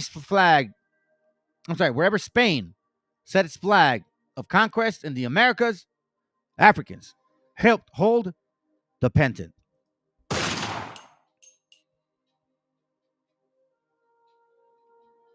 But you fit the curses, Kristen Burton, with your crispy ass family. Yeah, I know about Prager. You, aka Father, he's a dumb moral piece of shit. Yeah, he is, bro. He is, but they're no different because look, let's continue. It existed before then. It did not start in 1492. You can see it existed before then. Pobrecito, man, shut the hell up. Yeah, it's stupid. Let's go. You know this is a lie. Because you know what's a bigger lie? What's she going to say next? It did not start in 1492 when Columbus discovered the New World. In fact, when the intrepid explorer landed in the Bahamas, the native Taino tribe hoped that he would help them defeat their aggressive neighbors, the Caribs. The Caribs enslaved the Taino and, on occasion, served them for dinner. You see how that is the most racist eugenics talk ever seen, ever heard? But this is a negra, an African married to a gringo. The nerve of them that know history. These books that I find are Ivy League books, family. They're Harvard. They're where are they from? Harvard. I found some from Harvard, some from several Ivy League schools. Can't name them all, but that's where I find them. Are you telling me that like this is elementary history? But if you don't know who you are according to the Bible, you're gonna believe this shit. So I'll give you an example, family. Like for example, right now it's what? It's almost 10. I guess people going to sleep. Cool, but there should have been at least some others hitting the link or showing that, hey, there's some presence here, because now I can tell that a good portion of you are not interested in this. You're only interested in hearing to make you angry. I know a lot of you guys are enemies listening in right now. Let's continue. Slavery existed in Africa, Asia, and the Middle East. Alrighty. So now this is weird. So when the conquistadors, black and white conquistadors, came to this continent here, there was no slavery?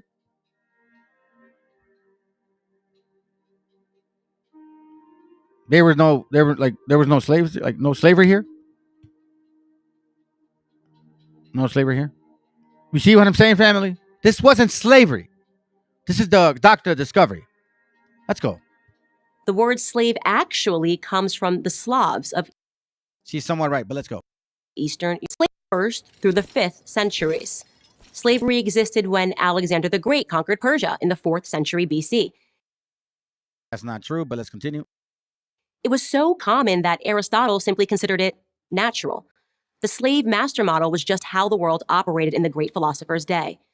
Slavery existed during the time of the ancient Egyptians 5,000 years ago. As far back as we can go in human history, we find slavery. As renowned historian John Steele Gordon notes from time immemorial, slaves were a major item of commerce. As much as a third of the population of the ancient world was enslaved. Here's the second thing you need to know. White people were the first to formally put an end to slavery. That's a fucking lie. That's not true. But again, what do we see here, family? Edom, Canaan, loving each other, digging each other out, having the audacity to tell us that we're the mixed breed. But yet, she goes and creates pobrecitos. See, they put chains on them and they put, like, I don't know what this is, ropes. So see, because that's not slavery, you know what I mean? That's slavery right here. You stupid, no. I kid you not. Y'all are a joke. We already saw about Black Santa Claus. That makes a lot of sense why, the class about Suarte Pete. So I wonder now if it's really Suarte Pete. Now, let's continue because we're almost done. You know what I mean? We're almost done. I'm not going to be all late. I got to work tomorrow. This is a book called, I want to show you this real quick. The book is called Jews and the Jews and the Moors in Spain. Let me skip down real quick. I'm going to get to this point. Watch what he reads. I think it's right around here. I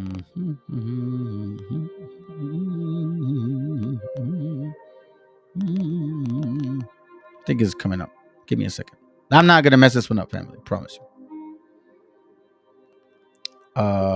Great. Maybe I will. Hold on. Sorry about that. I should have just kept it there. I just want to show you where the actual page was. Hold on a second, family.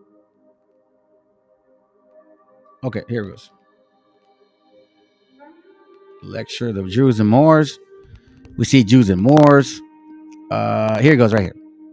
Page, I don't know what page it is, but it's one of the first pages. It says, for 8 centuries, the Jews and the Moors worked side by side. And once the downtrodden people rose to influence in high positions, with the decline of Mohammedan power and the expulsion of the Moors by the Spaniards, the Jews were again reduced to a pitiable state. Spain arose to enormous power, but that too has waned, and the population of 330 million people have done it to about half that number. So again, we see here the expulsion of the Jews and Moors. The Jews and Moors. Where were they expelled to? Think about that. The expulsion of the Jews and Moors. Alone, this Rabbi, whatever, a Kravskop, like Santa Cross, attribute the ruins of Spain. So how in the world, the scriptures say that if you are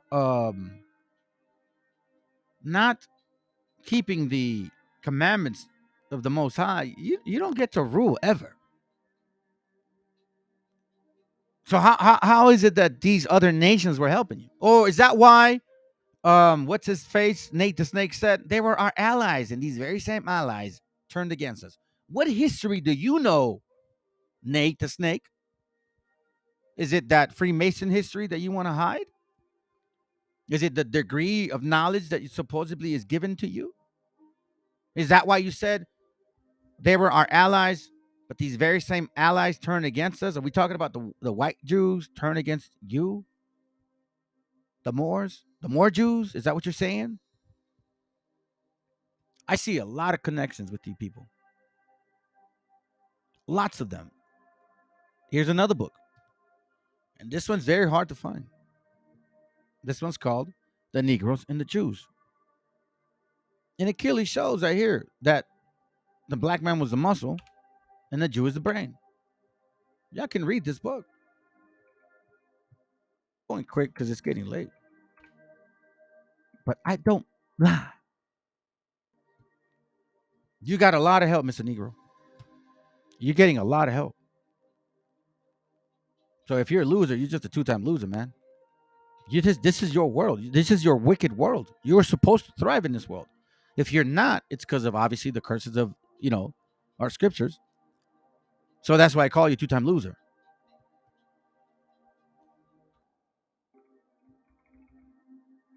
Let me see if I can find it. How many words black pop up? I think it's somewhere over here.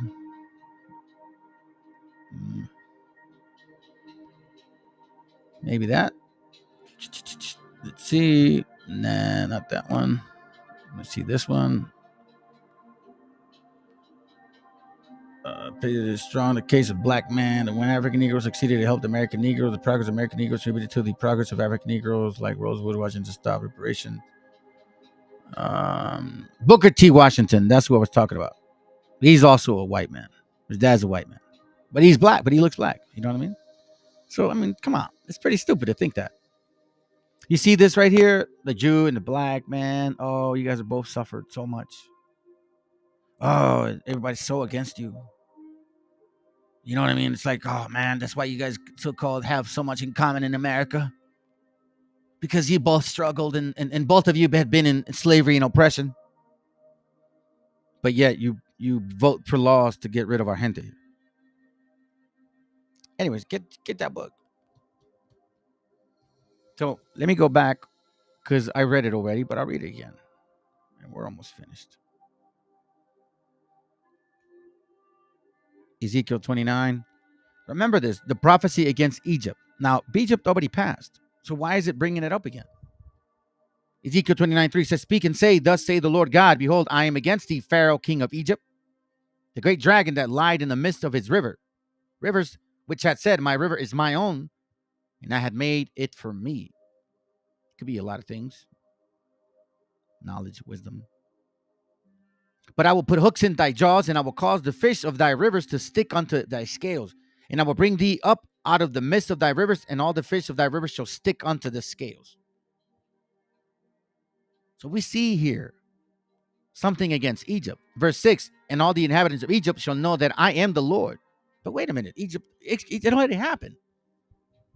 Now we know that Egypt has something to do with has to do with bondage. We see it in Exodus 20 and 6, and I believe 6 and 5 or 5 and 6. And as you continue to read, it keeps saying, Egypt, your land shall be desolate. Egypt, utterly wasted, unto the borders of Ethiopia. Now we know that the Moors came out of Libya, North Morocco, southern part of Africa, southern part of Spain, Lydia, all the way towards even close to Egypt.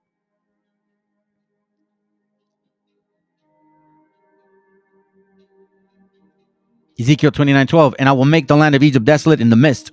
Now the countries in there are desolate. Now we know here, like it said, 30 million were there, but then it just became desolate.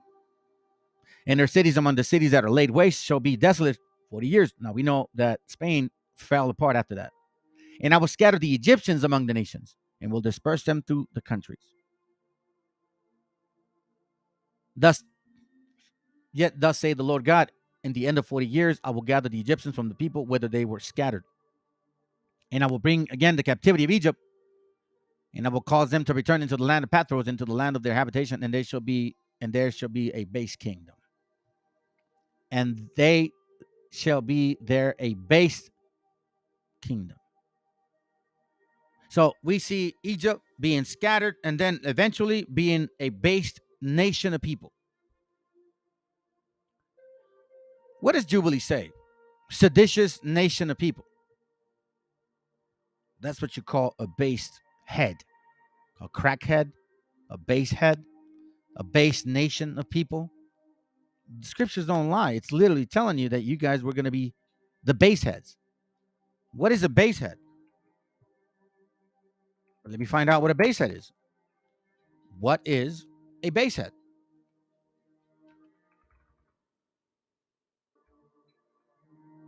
Let's find out. Base head. What is a base head? This is a base head. Man, you got some money or not? Oh, man, come on, man. Don't hook me up this time. Nigga, you crazy. Hook you up.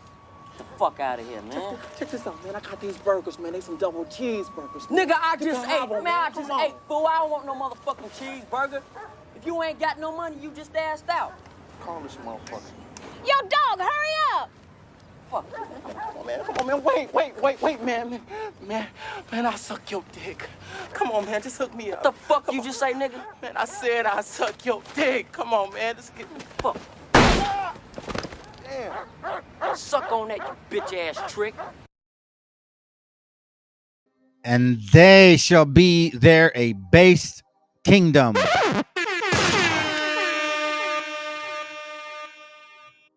Scriptures don't lie, family. How does one become a base kingdom? Jubilees 10:28. Let's remind them. And Ham and his sons went into the land which he was to occupy, and which he acquired as his portion into the land of the south. And Canaan saw the land of Lebanon and the river Egypt, that it was very good. And he went not into the land of his inheritance, to the west, that is the sea, meaning West Africa. And he dwelt in the land of Lebanon, eastward and westward, from the borders of Jordan and from the borders of the sea. You see, since the beginning, you were going to be a base nation, meaning you wouldn't understand. You wouldn't understand. Not even the bondage would help. And Ham, his fathers, and Cush, Mizraim, his brothers, and said unto him. You see, they were not going to be that way.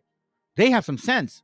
That's why so-called Africans, if you feel different from these other so-called Africans, you're probably not the same tribe. Y'all need to start waking up. Thou hast settled in the land which is not thine, and which did not fall to us by lot. Do not do so, for if thou do so, thou and thy sons will fall in the land and be accursed through sedition. For by sedition ye have settled, meaning rebelliousness, and by sedition will thy children fall, and thou shalt be rooted out forever.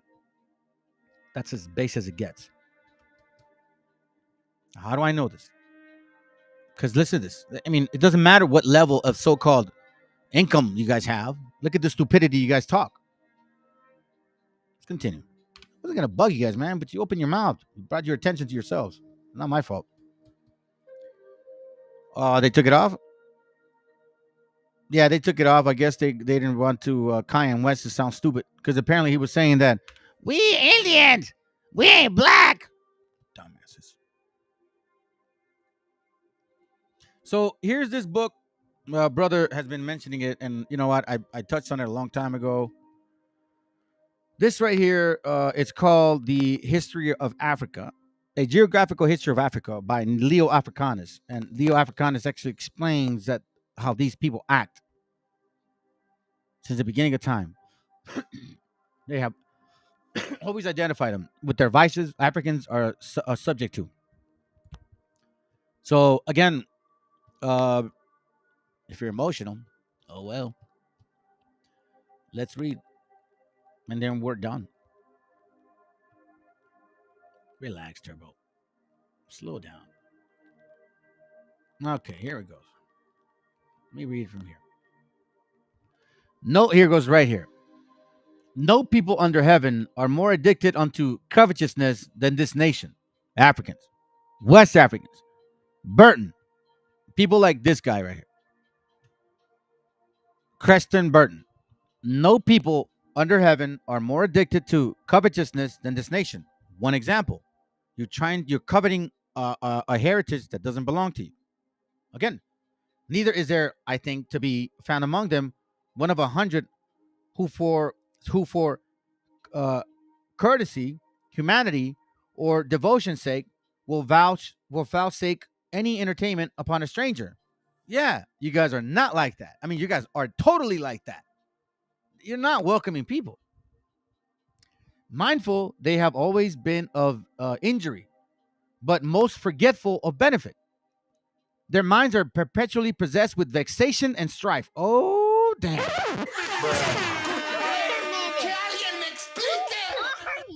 Listen, this is funny. Mindful. They have always been of injuries. So you do something wrong with them. Oh, reparations, motherfuckers. But most forgetful of benefits. Black conquistadors.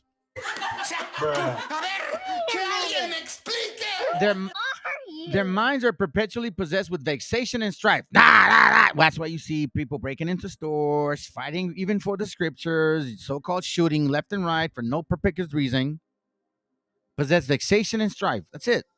Meaning disorderly, sedition, seditious nation, so that they will seldom or never show themselves tractable to any man. That's why you guys assume people are racist, but no, it's your spirit of Canaan, the cause whereof is supposed to be, but that they are so greedily addicted unto their filthy lucre. Look at my gold, Doc. Look at my shoes, Doc. Look at my gold ring, Doc. Look at my ring. Look at my gold ring. Greedily addicted unto their filthy lucre, that they never could attain unto any kind of civility or good behavior. Holy man. Bro. This is Canaan right here. The shepherds of their region live a miserable, toilsome, wretched, and beggarly life. They are rude. They are a rude people to this day, and as man may say, born and bred to theft, woo, deceit, and brutish manners. Now, this is the one that struck the most. Their young men may go wooing. See, they go trying to get laid, right? Watch this. Watch this. They still do this.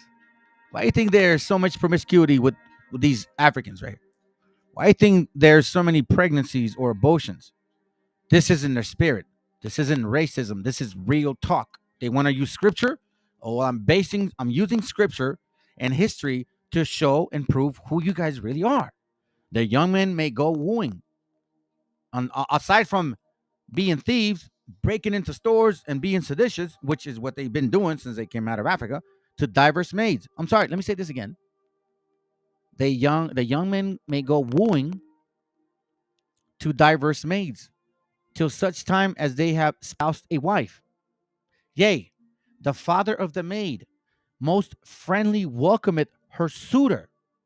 So the dad doesn't care if she's dating men. Watch this. So that I think scarce any noble or gentleman among them can choose a virgin for his spouse. Why? Because there's hardly any. Because they go around sleeping with these young men. Here's how we can prove it. Albeit, as soon as any woman is married, if the fool actually sleeps, like has a baby with her, she is quite forsaken of all her suitors, meaning all the ones that were going after her. Watch this. Who then seek out other new paramours for their likings. Concerning their religion, the greater part of these people are neither Mohammedans, Jews, nor Christians.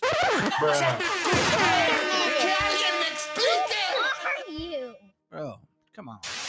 Gotcha, bitch. They have no churches at all, nor any kind of prayers, but being utterly estranged from all godly devotion, they lead a savage and beastly life. If any man chances to be of a better disposition, because they have no lawgivers nor teachers among them, he is constrained to follow the example of other men, lives, and manners. All the Nubians, being most ignorant of natural, domestical, and commonwealth matters, are principally addicted unto treason, treachery, murder, theft, and robbery. This nation, because of its most sloth, I guess, will gladly accept any service among the barbarians, but it never so vile or contemptible. For some will take upon them to be dung farmers, others to be scullions, some others to be ostlers, and such like fertile occupations. Likewise, the inhabitants of Libya live a brutish kind of life, who, neglecting all kinds of good artists in science, do wholly apply their minds unto theft and violence. Never as they yet have any religion, any laws, or any good form of living. But always have and ever will have a most miserable and detestable life. There cannot any treachery or villain be invented so damnable, which for lucre's sake they dare not to attempt. They spend all their days either in most lewd practices, or hunting, or else in warfare. So they're either doing some dirty shit, looking for food, or trying to start a fight. Neither were they any shoes, neither would they wear any shoes nor garments. The Negroes likewise lead a beastly kind of life. The Negros, the niggity, blackity Negros, live a beastly kind of life, being utterly destitute of the vile use of reason, or dexterity of wit, and all other arts. Yea, because they so behave themselves as if they had continually lived in a forest among wild beasts. They have a great swarm. Listen, they have great swarms of harlots among them. Whoa. Oh man, this is so funny, man. Y'all are exactly who you've been since the beginning of time. They have great swarms of harlots among them, whereupon a man may easily conjecture their manner of living. Meaning you'll live among them like pimps. They'll make them go to work. They'll stay home, or they'll just marry a girl that sleeps around with other guys, and they're okay with that, even though they don't like it. That's why their women say, yeah, I want my side nigga. I want my side nigga. That's what they say. Except their conversation perhaps be somewhat more tolerable, who dwell in the principal towns and cities, for it is like that they are somewhat more addicted to civility. Neither am I ignorant how much own credit. Now, here's what he's going to say. Check this out, because this is a black man. This is an African that's saying all this. Watch this. Neither am I ignorant how much my own credit is impeached when I myself write to homely of Africa, unto which country I stand indebted both for my birth and also for the best part of my education in the northern part of Africa. Howbeit, this regard I seek not to excuse myself, but only to appeal unto the duty of an historiographer, who who is to set down the plain truth in all places, and is blamed worthy from flattering or favoring of any person. You see this? So he's judging based on what he sees. He's not sugarcoating shit. He sees what Africans are. Y'all never knew the scriptures. Y'all never were Hebrews. There was no Guida, Tuida, Tia, whatever. You guys are bottom of the barrel servants. And the only reason why you're here and you have the audacity to say what you have is because the so-called white man is giving you that power and that finance and that understanding. That's why. And they're giving you the leeway. But hold on, I'm not done yet. And this is the cause that had moved me to describe all things so plainly, without glorying or dissimulation. Wherefore here I am to request the gentle reader friendly to accept of this my most true discourse, albeit not adorned with fine words and artificial eloquence, as of certain unknown strange matters. That says, wherein how indifferent and sincere I have showed myself, it may in few words appear by that which follows.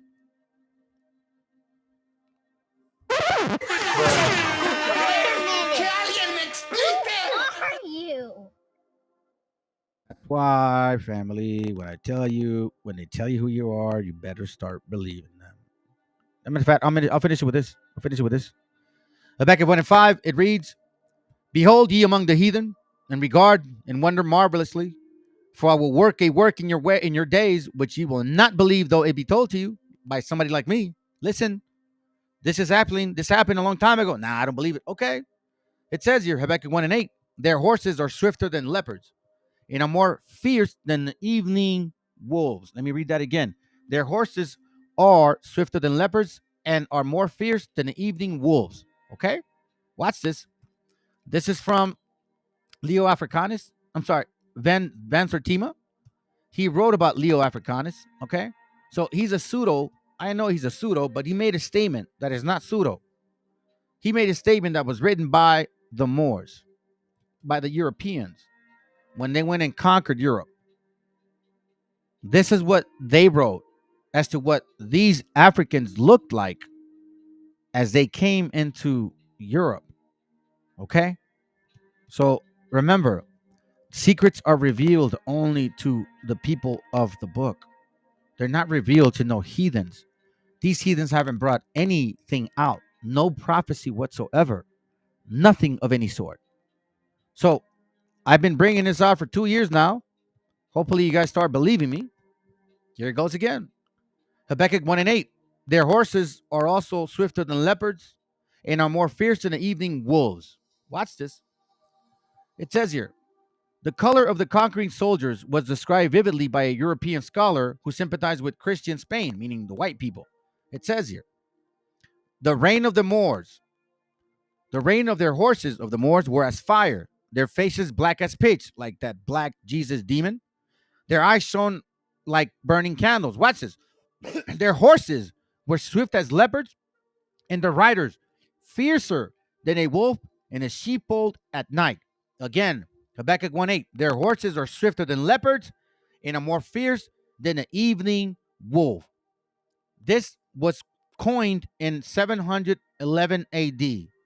This was written by Habakkuk in 600 BC. That's 1,300-year difference. We see this again in 2023, 1,300 years later. Come over here, try to tell us who you think we are, bro. We know who we are. You don't know who you are. That's the difference. We know who we are. Anyhow, fam, hope that was edifying. That's exactly 2 hours. Good. That's what I'd like to keep it at. Hope you guys are having a good night. Hope you rest well. I will try to do a class tomorrow, maybe not, maybe Friday. Again, I said I was going to try to do as many as possible. I know we're getting to this damn heathen holiday. I'll do my best to do more heathen of these classes, but I think I'm going to touch back on the whole Christmas thing, okay? So, Lord willing, y'all stay strong, fam. Stay in the fight, man. And don't let these fools try to convince you. We got more on our side. More on our side than they do. We got nothing to prove, family. All we got to do is continue to study your history, keep the commandments, learn as best as you can, keep the Sabbath. That's the number one thing. And you know what? Start taking care of your people, man. Shalom.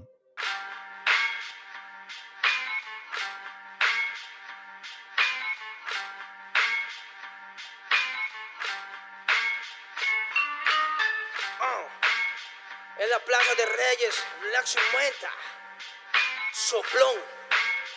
Yeah. ¿Qué vas a saber? ¿Qué vas a saber tú? Oye, chibolito, faltóme.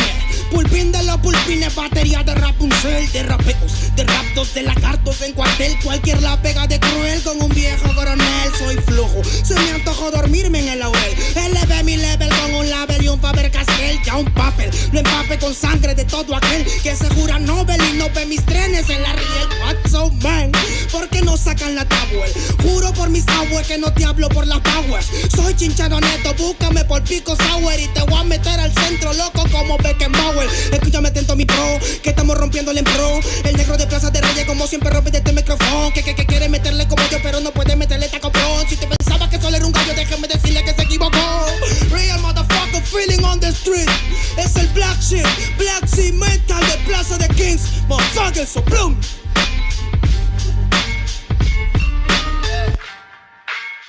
Nero Luigi, man, desempeño en la victoria para que sepa.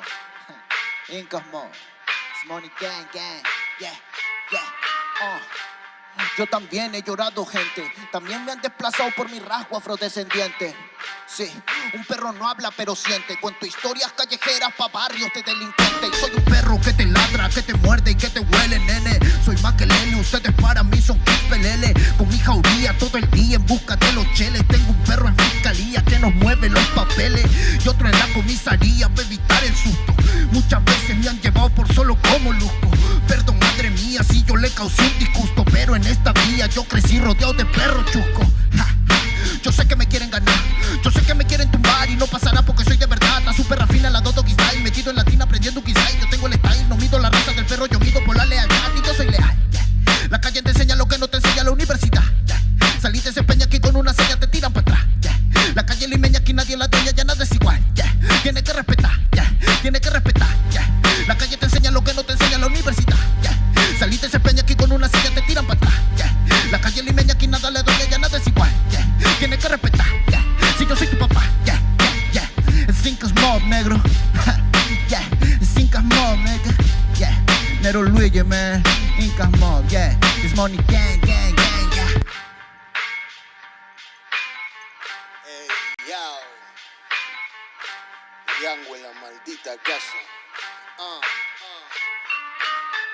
Me llaman pa' que les dé al menos una vez al mes. Se metieron al lago y olvidaron que era el mes. For everybody bless. La fama es una puta, me está llamando a las 3. Dile que llame después de las 16 y 25. Volví de la infancia de Abraham Lincoln. Con fuerza ya inco, luchando para salir del rincón. Letra callejera en CD brinco. Under del under, puede que tu viejo te lo mande. Sale de vez en cuando como el cóndor por los Andes. Mi cuerpo no es de madera como Dandy. Antes que me branden, yo seré la ola que los expande.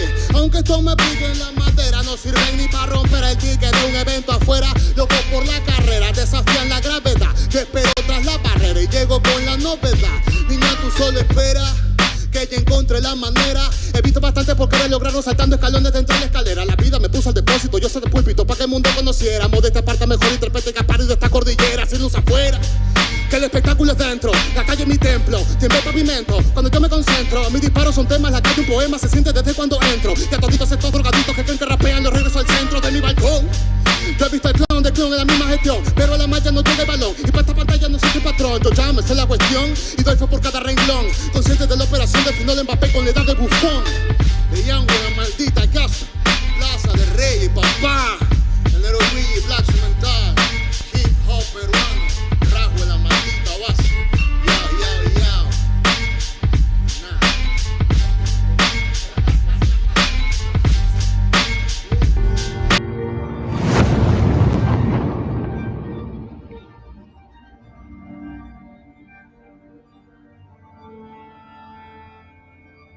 Ical, hijo, abre los ojos.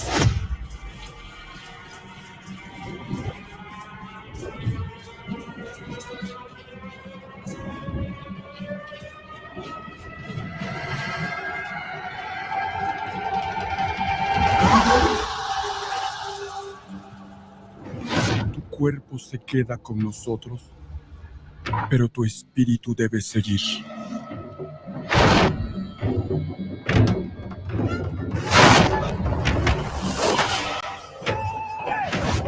Busca la luz. Aléjate de las sombras. Deja que nuestro dolor sea tu fuerza. Desde aquí iluminamos tu camino.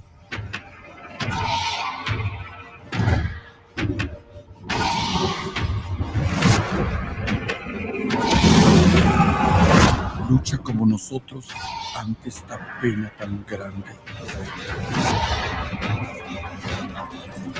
Yo soy tú. Tú eres yo.